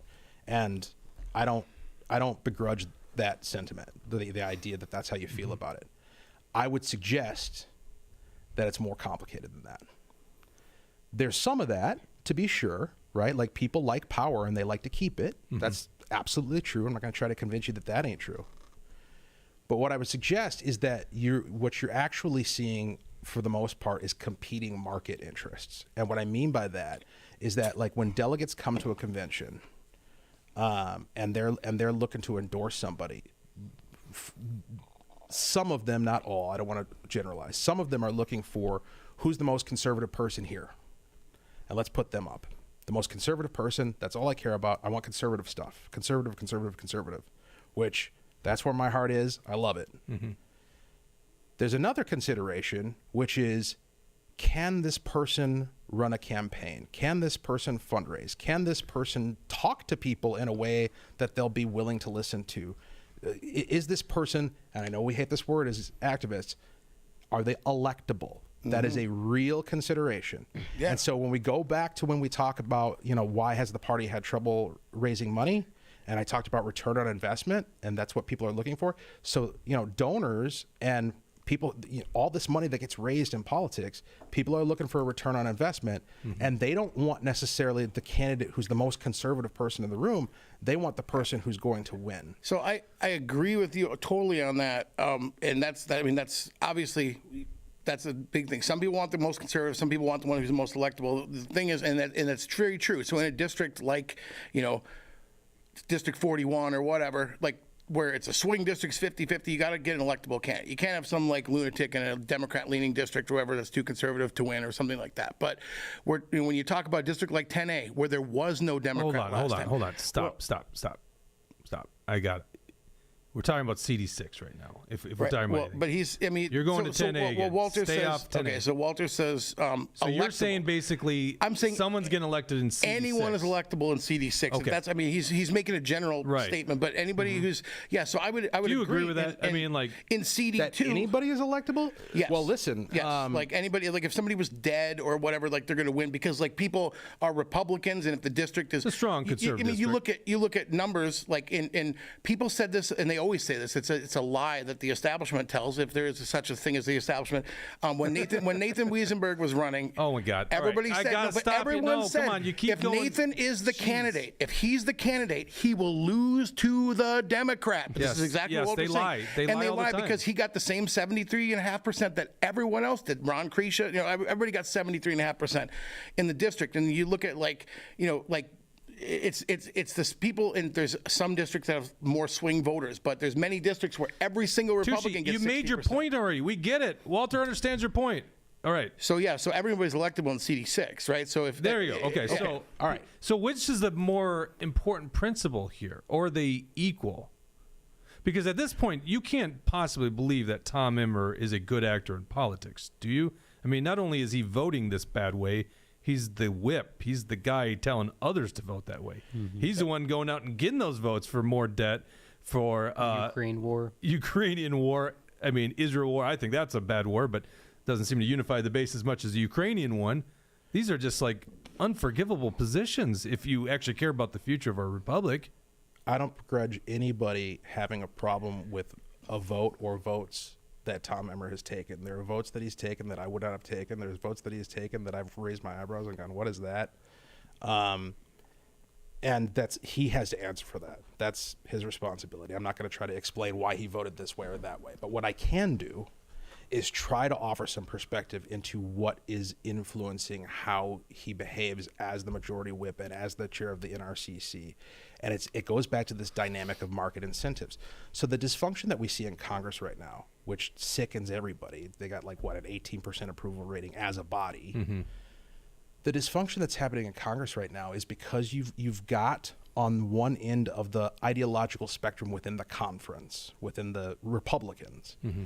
you got 4 or 5 guys who were either, and I'm exaggerating here, but were either cutting everything and doing all this stuff that we don't have the votes to do, or you're not going to get my vote. And then on the other end of the spectrum, you've got like the kind of the Liz Cheney-esque wing, I guess you would say, of the conference, who anything that's too conservative, they're not going to vote for. And so no matter what they do, like this is why the budget hasn't happened. This is why they don't have their 12 appropriations bills. Right. Because you can't herd these cats to all vote for a Republican budget within the Republican conference. Now, Tom Emmer... But no, I never see the conservatives winning, ever. Because eventually what happens, it's a continuing resolution, yes. and the establishment always wins, and there's Tom Emmer whipping those votes.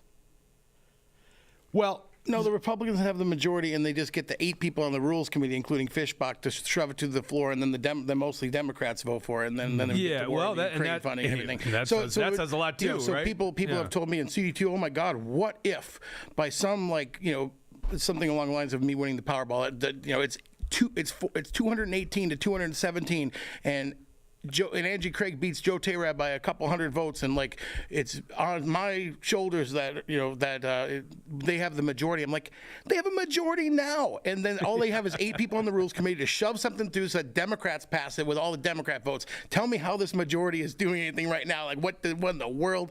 Like if that if that's the case, and they have Democrats have a 1 vote majority, then they get 8 people on the Rules Committee. Like what would functionally be any different? Explain that to me if the Republicans can't be conservative. Well, so I don't want to speak on Tom's behalf, and I can't speak on his behalf, but I can tell you what I imagine is going through his head when he gets to that point where he's whipping votes for the continuing resolution. That's not the outcome that Tom wants. He wants 12 appropriations bills. He wants to do the work. But if you're dealing with a membership that won't go that direction, that can't frickin' figure out what it is that they want to do, then you get to a point past which you either have to fund the government or shut it down. And I know we all love the sexy concept of a government shutdown, but the premise that they're operating under, and again, going back to that whole return on investment, is they assume that a shutdown is going to be bad for Republicans. And that's the problem with the grassroots is we go, fool me 100 times, you're not going to fool me 100 first, because we have seen this time and time again. So you're right on the ROI. You're making a calculation that's 100% true. The ROI of the large donor, they want those election victories. But the grassroots, at least the ones that are paying attention, are like, what's the freaking point anymore? The Republicans get in up there and they do the same exact things. I agree with the calculation Tom Emmer's making, which also says you have no soul because you're just pushing what you should know is bad for the country. In fact, you and I have known Tom way before he was a congressman. The guy has those conservative beliefs, right? Mm-hmm. But he also advocated for things, even going back there, like... well, he must have some conservative principles in his heart. He did endorse me. He endorsed... Yes, that's a great point. Have you ever seen that video when Tucci ran in 2012? Yeah, no. Tom ever endorsed him. Also endorsed exterior company. But that's just the point. It's like, we never get the ROI. That's actually why Trump does so well. People look at him and they go, damn, that guy's going to deliver. Now, that's where I've been critical of Trump on many things. He definitely delivered more than any of the other presidents that I remember. Mm-hmm. But I still am like, hey, the swamp's actually pretty damn large right now. Mm-hmm. You got to deliver on that one. Maybe they'll shoot you, though. I don't know. So Jake just alluded to a quote here from the first presidential candidate I ever voted for, my first Republican president I voted for, and he said something like, there's an old saying in Tennessee. I mean, it's in Texas. It's probably in Tennessee, and it says, "Fool me once, shame on you. You fool me, you can't get fooled again." You know, it's very, very telling. The quote he was going for was, "Fool me once, shame on you. Fool me twice, shame on me." George W. Right? Bush flop. Yes, I agree. You're aware of that, right? And I want to thank you for your answer before I asked the question, like, should we be spending all this money against endorsed candidates in red districts? I thank you that you say no, right? So now, for the people that, have been fooled repeatedly, in other words, in 2022, we said, hey, Senate Victory Fund spent $1.7 million. They spent a damn fortune for Tony Jurgens. As soon as Jurgens got beat in the primary, he endorsed the Democrat, and she texted that video out of video endorsement by Jurgens everywhere. That's why they have a trifecta. Otherwise, the Senate would be 34-33 Republican, right? So I was like, we cannot do this. And everybody agreed. I mean, Noran Dillon called me on the phone, Paul, you got to stop all these guys, because they were all trying to primary all these state rep candidates in swing districts. And as you pointed out, there's conservative candidates, and then there's electable candidates in some of these swing districts, like Scraba's district and Natalie's next door 3B and 41A, Weens and Hudella. And Danny Nadeau and Jeff Whitty and Andrew Myers, those are people setting up to primary them. And Noran Dillon and others called me and said, we can't have this. We need to take the majority. We can't have 12 people in the most swing districts get primaried by conservatives. That's not going to help us win. And so what I did, like I said, yes, let's get together and unite and take a majority. And I told people, don't primary Roger Scraba. Don't primary Hudella. Don't primary Weens. Like, don't go in these districts and primary Jeff Whitty. Like, we need him, even if he doesn't vote everything the way you like. Those people barely won their districts. We can't afford to lose those districts. We got to pick up a majority, and then, we have conservatives in districts like 10A and other like Republican districts. No, but the Republican districts, and so it's like you make a good point, and then you just keep going. So you have committed to us that I've made a good point, but I got to keep making that same point over and over again. We get it. All right, so Walter is affirmed for us. For the record, he's opposed to spending this money in these districts. Now, I know the Senate Victory Fund. I was with my senators. I'm talking tactics now, which I've not said this before, so this is the first time. But thanks for that laugh.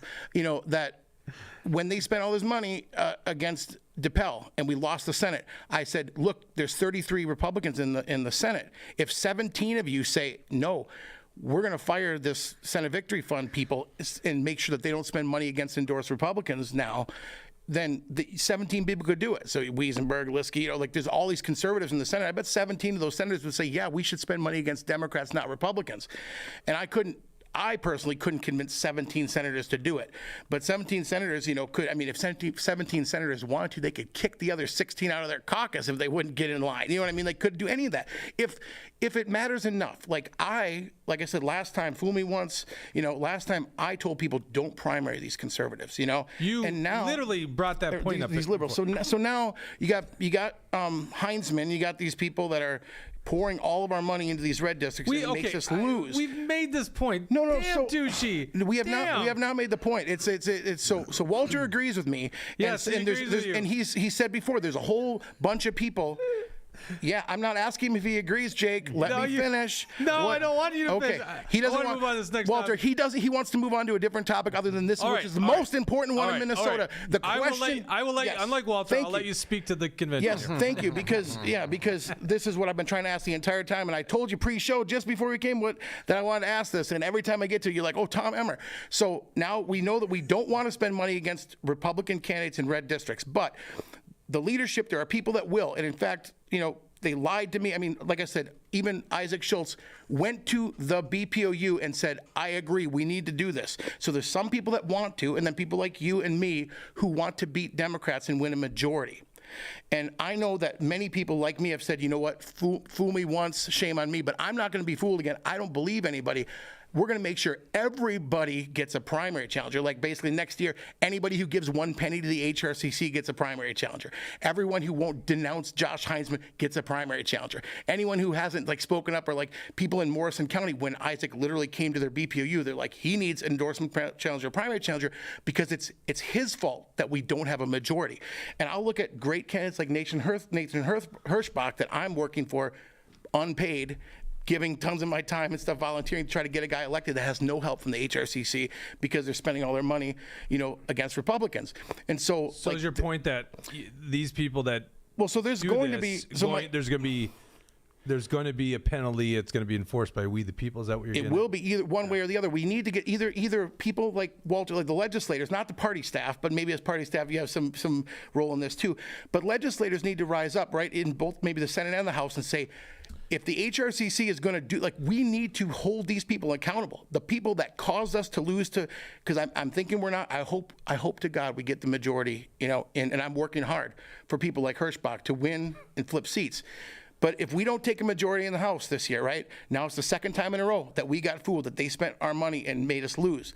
And we don't want to lose to Democrats. We want to win. So then people would say, until we get rid of Josh Heinzman, until we get rid of Isaac Schultz, until we get rid of these people, then we will never win, because they're going to spend all the money against Republicans. Even if they get the majority, you still had an opportunity to get better Republicans, better voting Republicans, right? Or allegedly better voting. You never know until they get up there. But sure. Ron Krisha is not voting very well. He's voting like a Democrat. He's one of the worst scorers when the Action for Liberty did the scorecard. Although, of course, CPAC always gives these glorious votes to everyone. But like LEA, very bad score on that. I'm sure he was very bad when the taxpayers did a scorecard. So I think either way, it was a problem that they did this. Okay, I don't want to rehash this. What I'm saying is, but it's a question though. So what? Read Don's comment. Don's comment. She said we don't want it to continue either, Jake. Okay, well, this is okay. Well, wrap it up. Be pithy. Okay, then I might have to resign the show and just go make this my mission if we're not going to be able to solve this here. We need an answer. No, what do we do? Walter can solve this. That's the problem. What's that? He can. You could have asked me that. Yeah. He can solve it. I mean, you guys. Well, I don't think he can. That's the problem. He doesn't even know if he's a member of the HRCC. So here's if you got 65 people in the House, half of you guys can solve it. Right? Allegedly, yeah. I don't know if that is. I don't know if that's true. Duji? Okay. Because I don't know who governs the HRCC. I don't know who governs the Senate Victory Fund. He doesn't either. And he's in the legislature. 3 points if I can remember them. First of all, assuming I run for re-election in 2026, I'm looking forward to the vigorous campaign against my primary opponent that's going to be coming, because I have given to HRCC. Post-primary? I don't recall. Because you may have been fooled like me, Did you give it to this cycle? I didn't. Like this cycle, I just gave them money after the primary week. Yeah, after the primary. Last week. There you go. And I don't think I gave it to him beforehand, but that's not because that wasn't out of some sort of like principled decision. I just didn't have it in the budget to give them, in my estimation. But regardless, be that as it may. I'm not going to sit here and condemn Josh Heinzman. I'm not going to sit here and condemn Isaac Schultz. I disagree with the choice to spend money in the way that it's been spent. My role is to then have that argument and make my points and argue my case.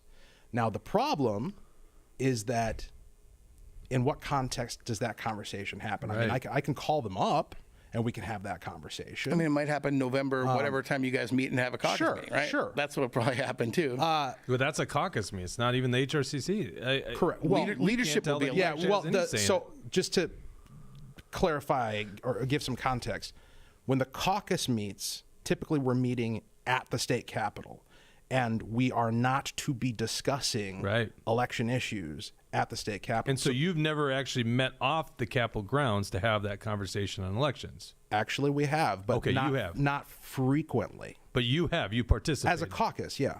Like the whole membership. On occasion, there have been off-site. And so you would consider that an HRCC meeting then? I've never thought about what to call it, but that's a fair characterization. There are HRCC Zoom calls, although they're generally for candidate coaching and stuff, right? But I mean, that's... Okay. What was your third point? Do you remember? that okay, so much earlier in the conversation, we were talking about the prospect of punishing the HRCC by taking away its party status or otherwise censoring it. Yep. I can tell you right now, that's a proposal that I would not vote for. I would vote against because I believe it's cutting off your nose to spite your face. I mean, the utility of having the HRCC as a party unit is way too valuable to give up just because you have a dispute about the way that they're spending money. I think the way... Well, then we'll never change the system, that's right? not true. That's not true. Because you could get rid of it and then get it back a week later when there's new leadership, when there's people are committed to doing something different, maybe. Or you and a couple other members that have their viewpoints start that next party unit. Well, be that as it may, we'll set that aside for the moment. The point that I want to make is that the caucus, the HRCC, whatever you want to talk about, that is elected and controlled ultimately by the membership. To your point, Tushi. Thank you. If somebody, which you made very frequently. Yeah.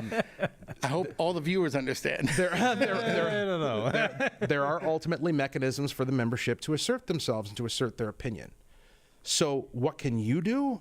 You could talk to your representative and find out where they stand on this and get their commitment. To Mary Clarity is not going to help me on it. Well, And it could be Nathan Hirschbach, but he won't get elected because there's no help from the HRCC. Your most proximate one, it doesn't necessarily have to be your representative either. I mean, you can call up Isaac Schultz if you want to call up Isaac Schultz and talk to him about it. I have. And make your case as to why you think it ought to be the way it is. And I don't know how that conversation is going to go. I can tell you that there's a whole lot of people in the caucus who feel the same way that I do about it.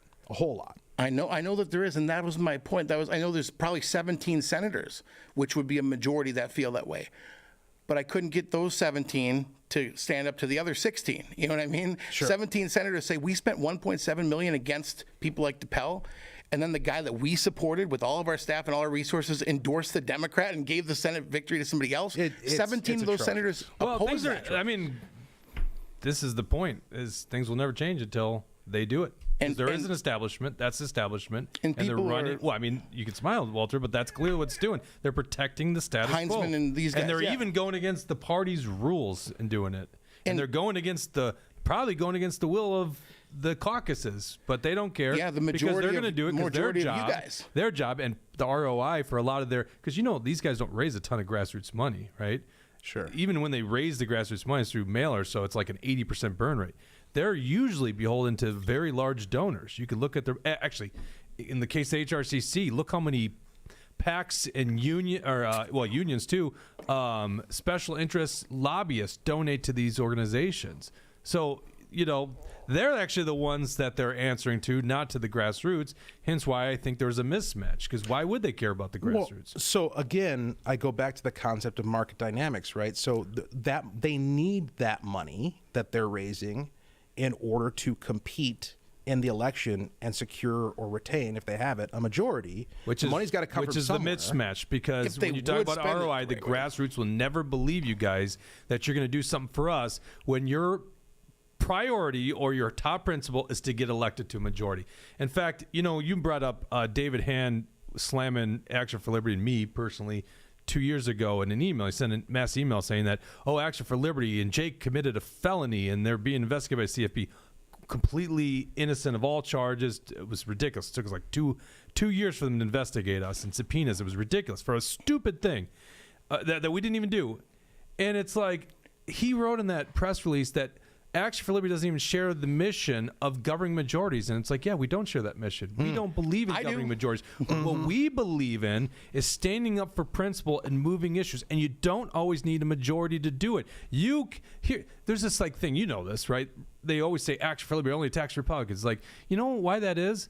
Because when Republicans aren't voting the right way, it doesn't do me any good to go all the way over on the left side of the political aisle and try to whip those votes and get those people voting the right way when you don't even have Republicans voting the right way. So once you get a majority Republicans, then you focus on the Democrats.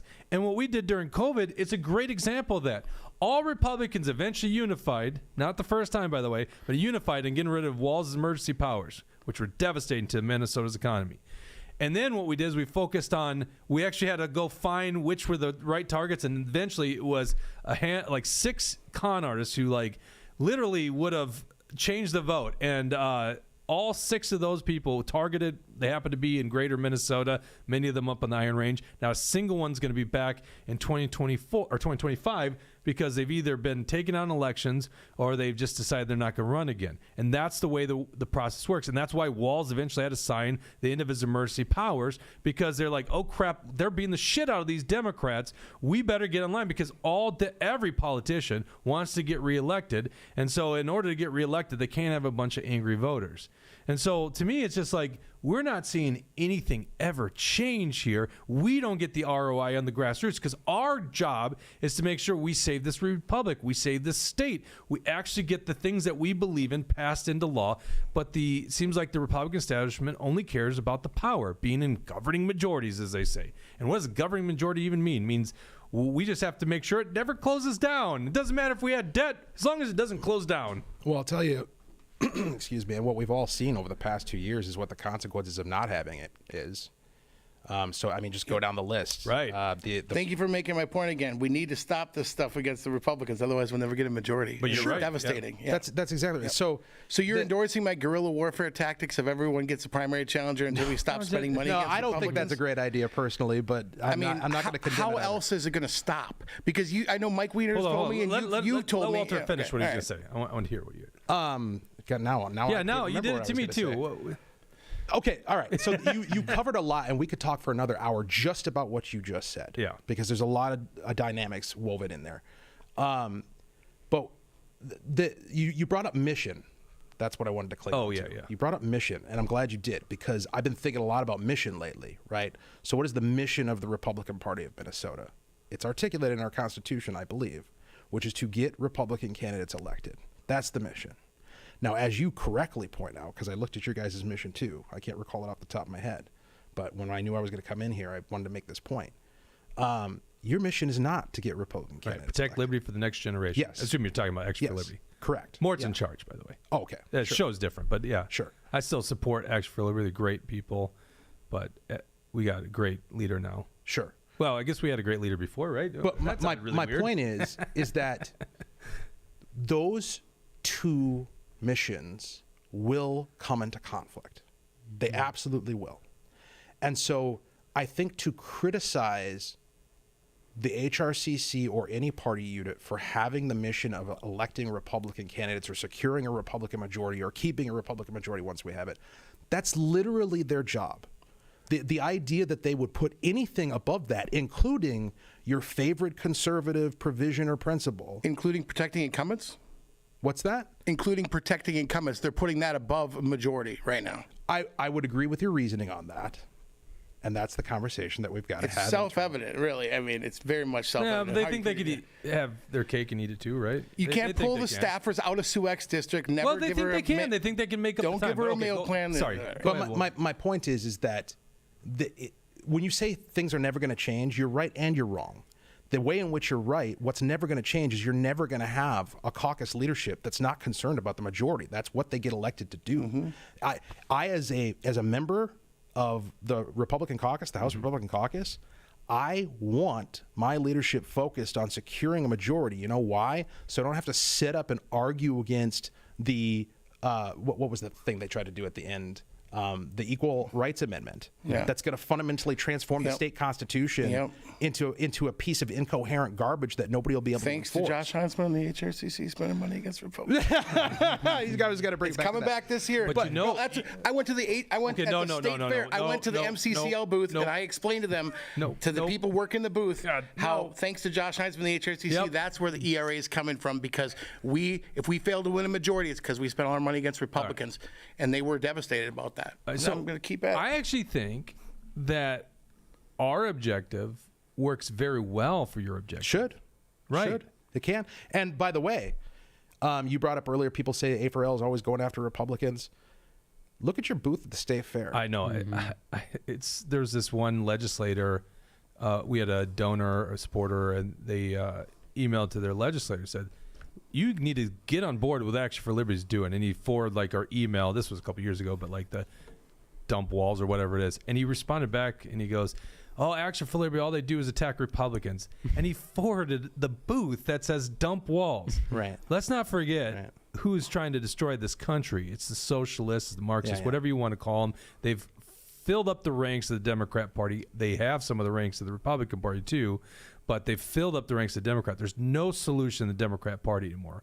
We have a common agreement on that. It's just that liberty politics is good politics for the Republican Party to embrace.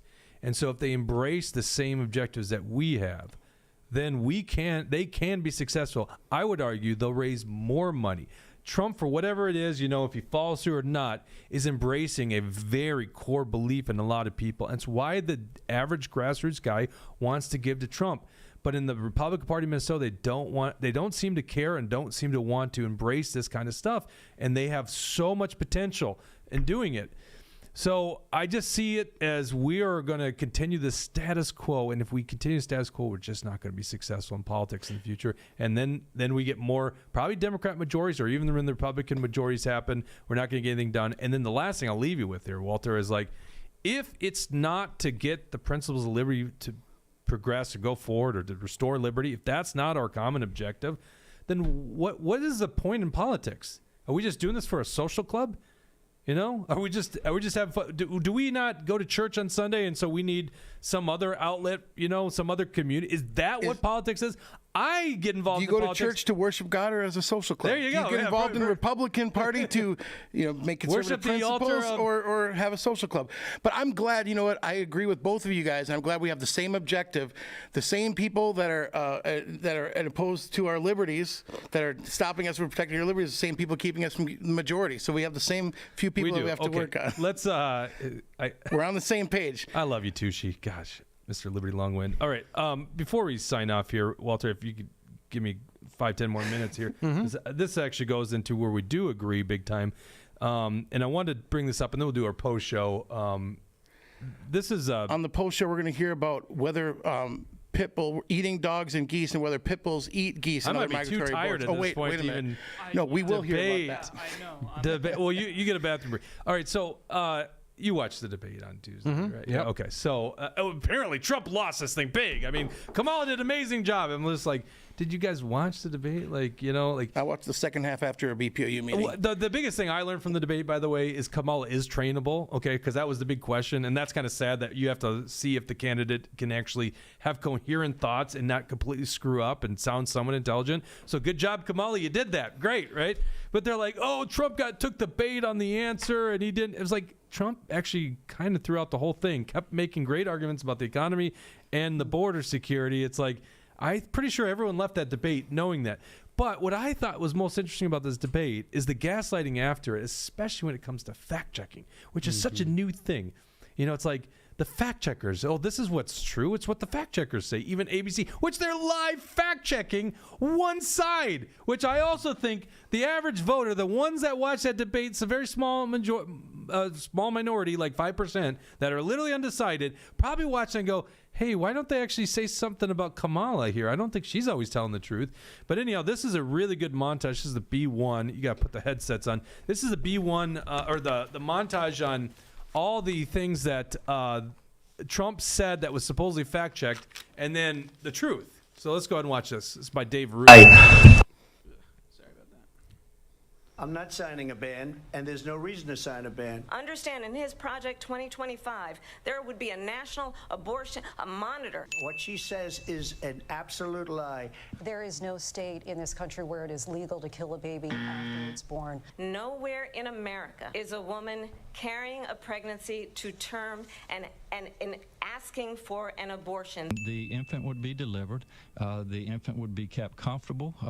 The infant would be resuscitated if that's what the mother and the family desired. And then a discussion would ensue between the physicians and the mothers. Donald Trump, the candidate, has said in this election there will be a bloodbath if this and the outcome of this election is not to his liking. It was a different term, and it was a term that related to energy. We're going to put a 100% tariff on every single car that comes across the line, and you're not going to be able to sell those cars if I get elected.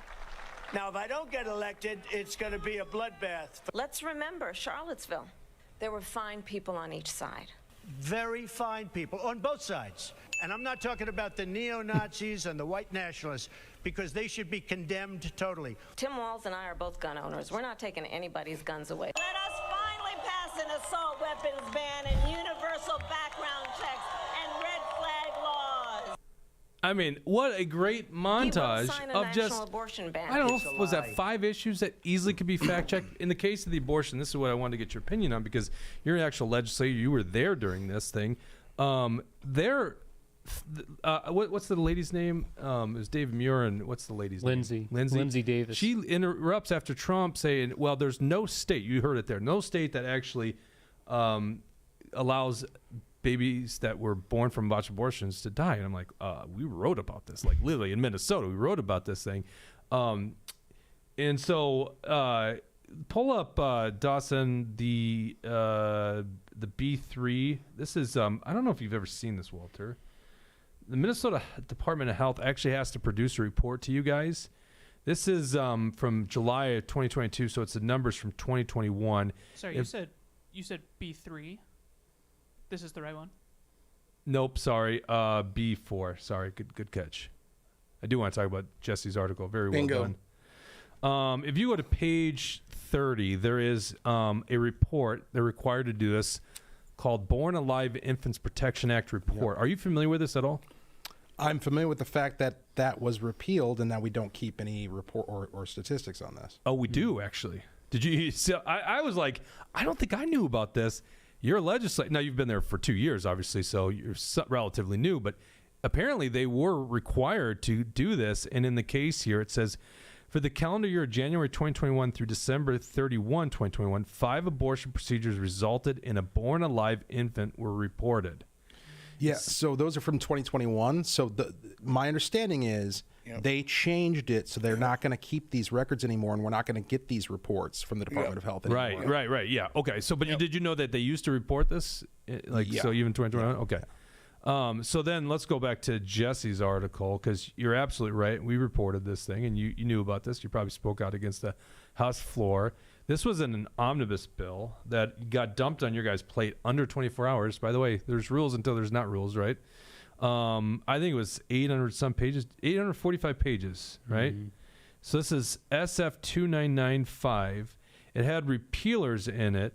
It also changed the language. I'm not seeing it in this article. Do you reference the previous reporting? Click on previous reporting above, towards the top there.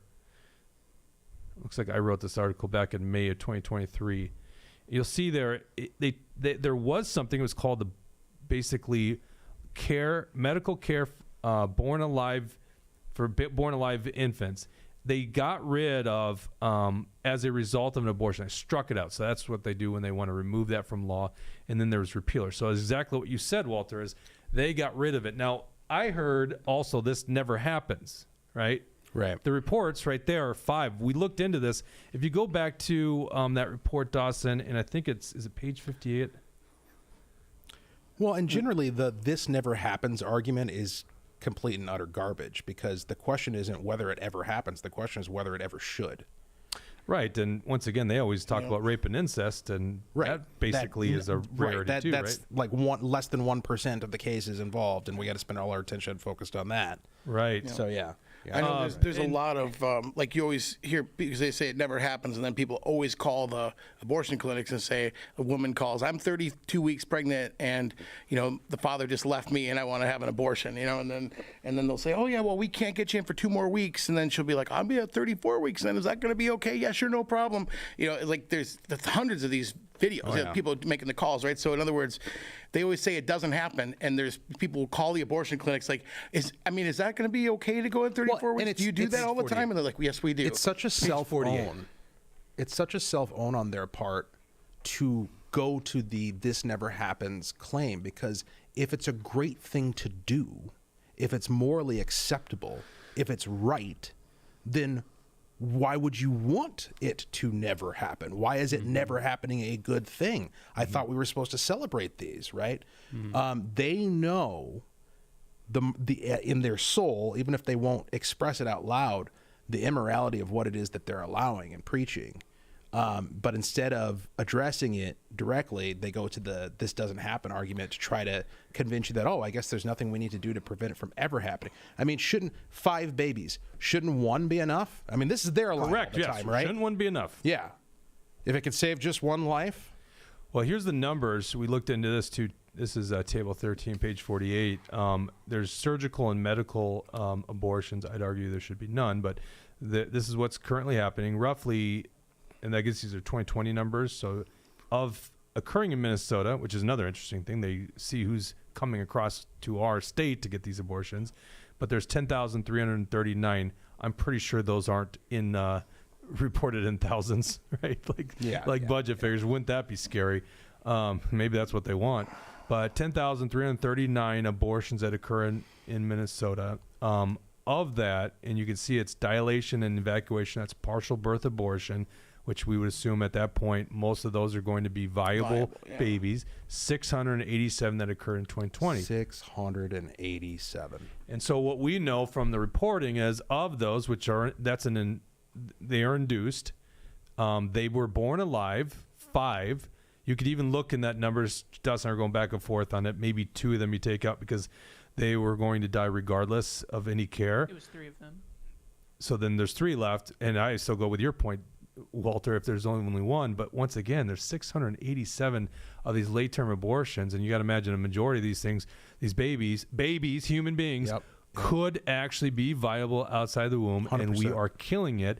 And so we see a fact check by ABC Live to Donald Trump, and it's not even true. In Minnesota, babies are allowed to die after being born, and in the case of Minnesota, and by the way, I'd argue the numbers are, in fact, this would be a good thing for you guys to do in the legislature.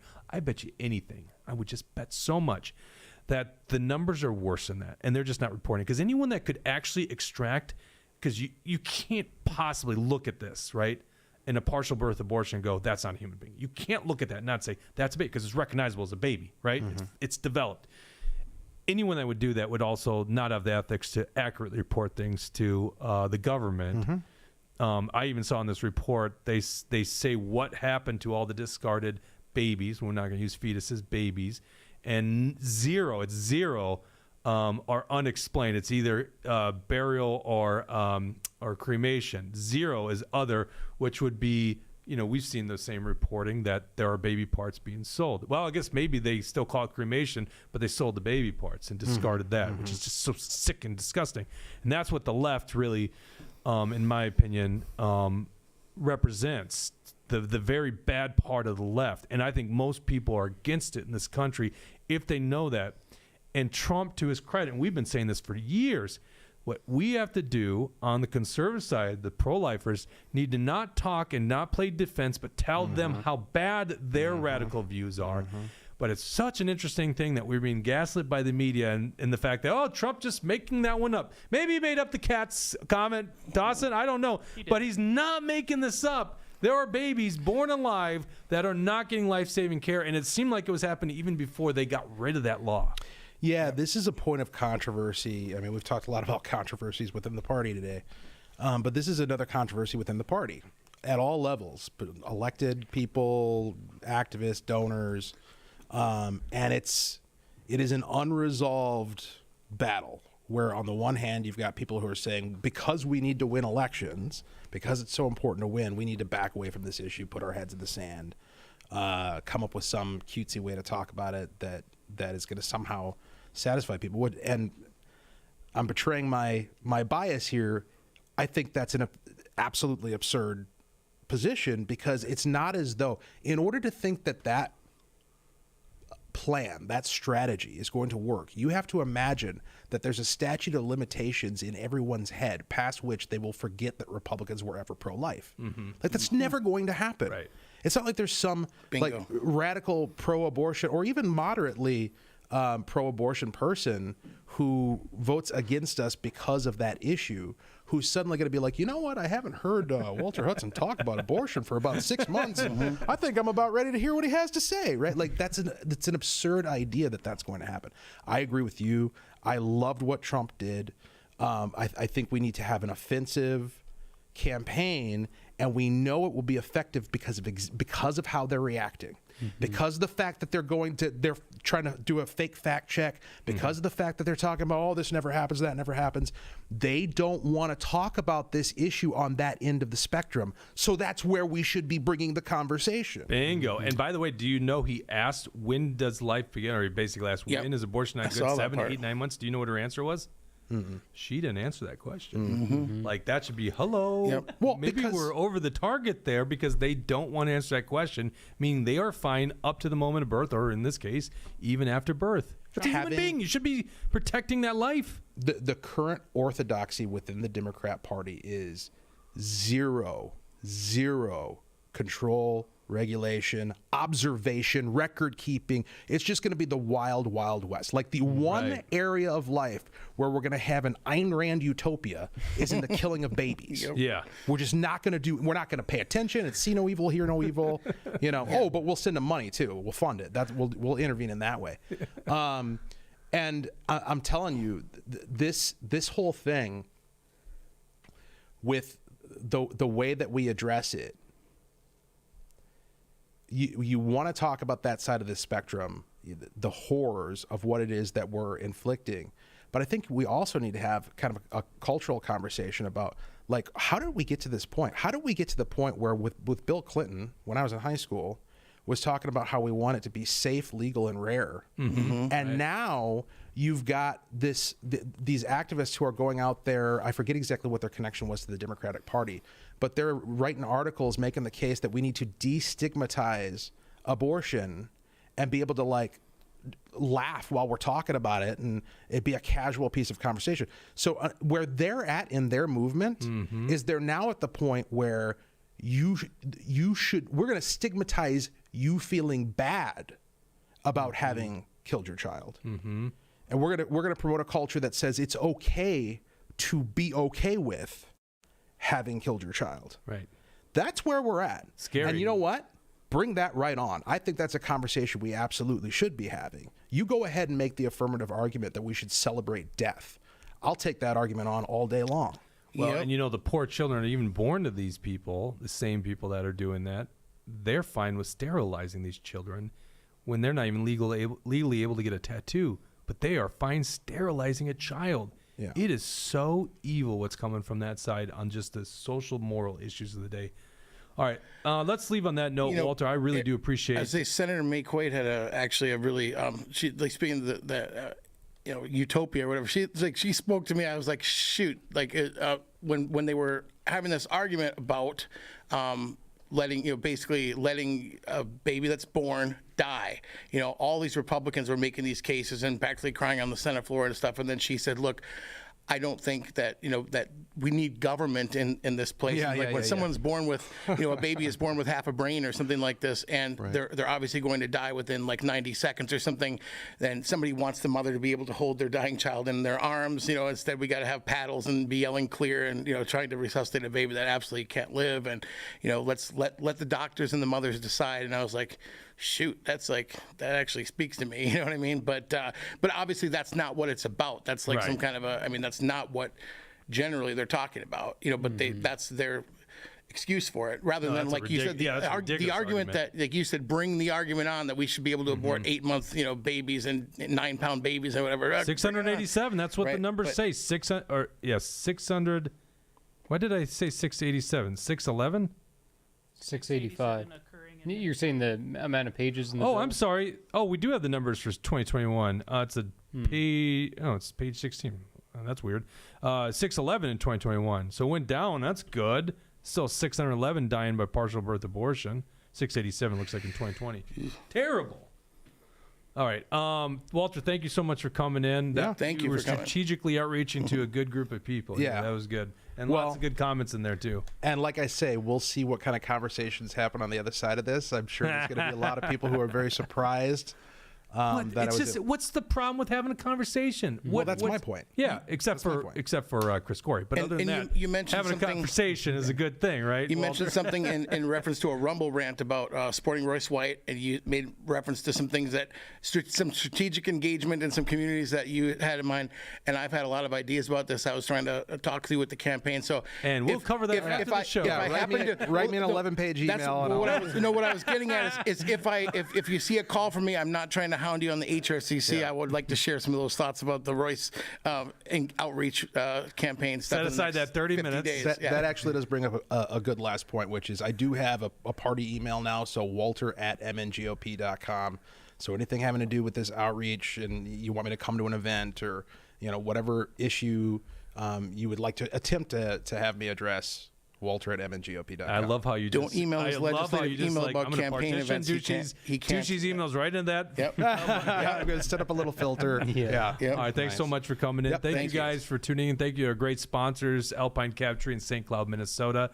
By the way, did you see the fake news about Trump not paying St. Cloud? And thank you to Quinny's Pub and Grill for the delicious wings. We'll be talking about a lot of things in the post show. That one's one of those. We need like a 3-minute break. I know Dawson's probably got to eat some more protein, and I want to say goodbye to Walter here. But anyhow, the post show's gonna be great. If you want to join us the post show, just hit join on Rumble. We'll give you enough time if you're new subscribers. Otherwise, a lot of you guys that are already subscribers, you know the routine. Right on locals.com. Thank you to Warren Wessel of Keller Williams Realty. If you're buying or selling a home, give my good friend I was going to say Walter. My good friend Warren Wessel. Walter, you're not in real estate.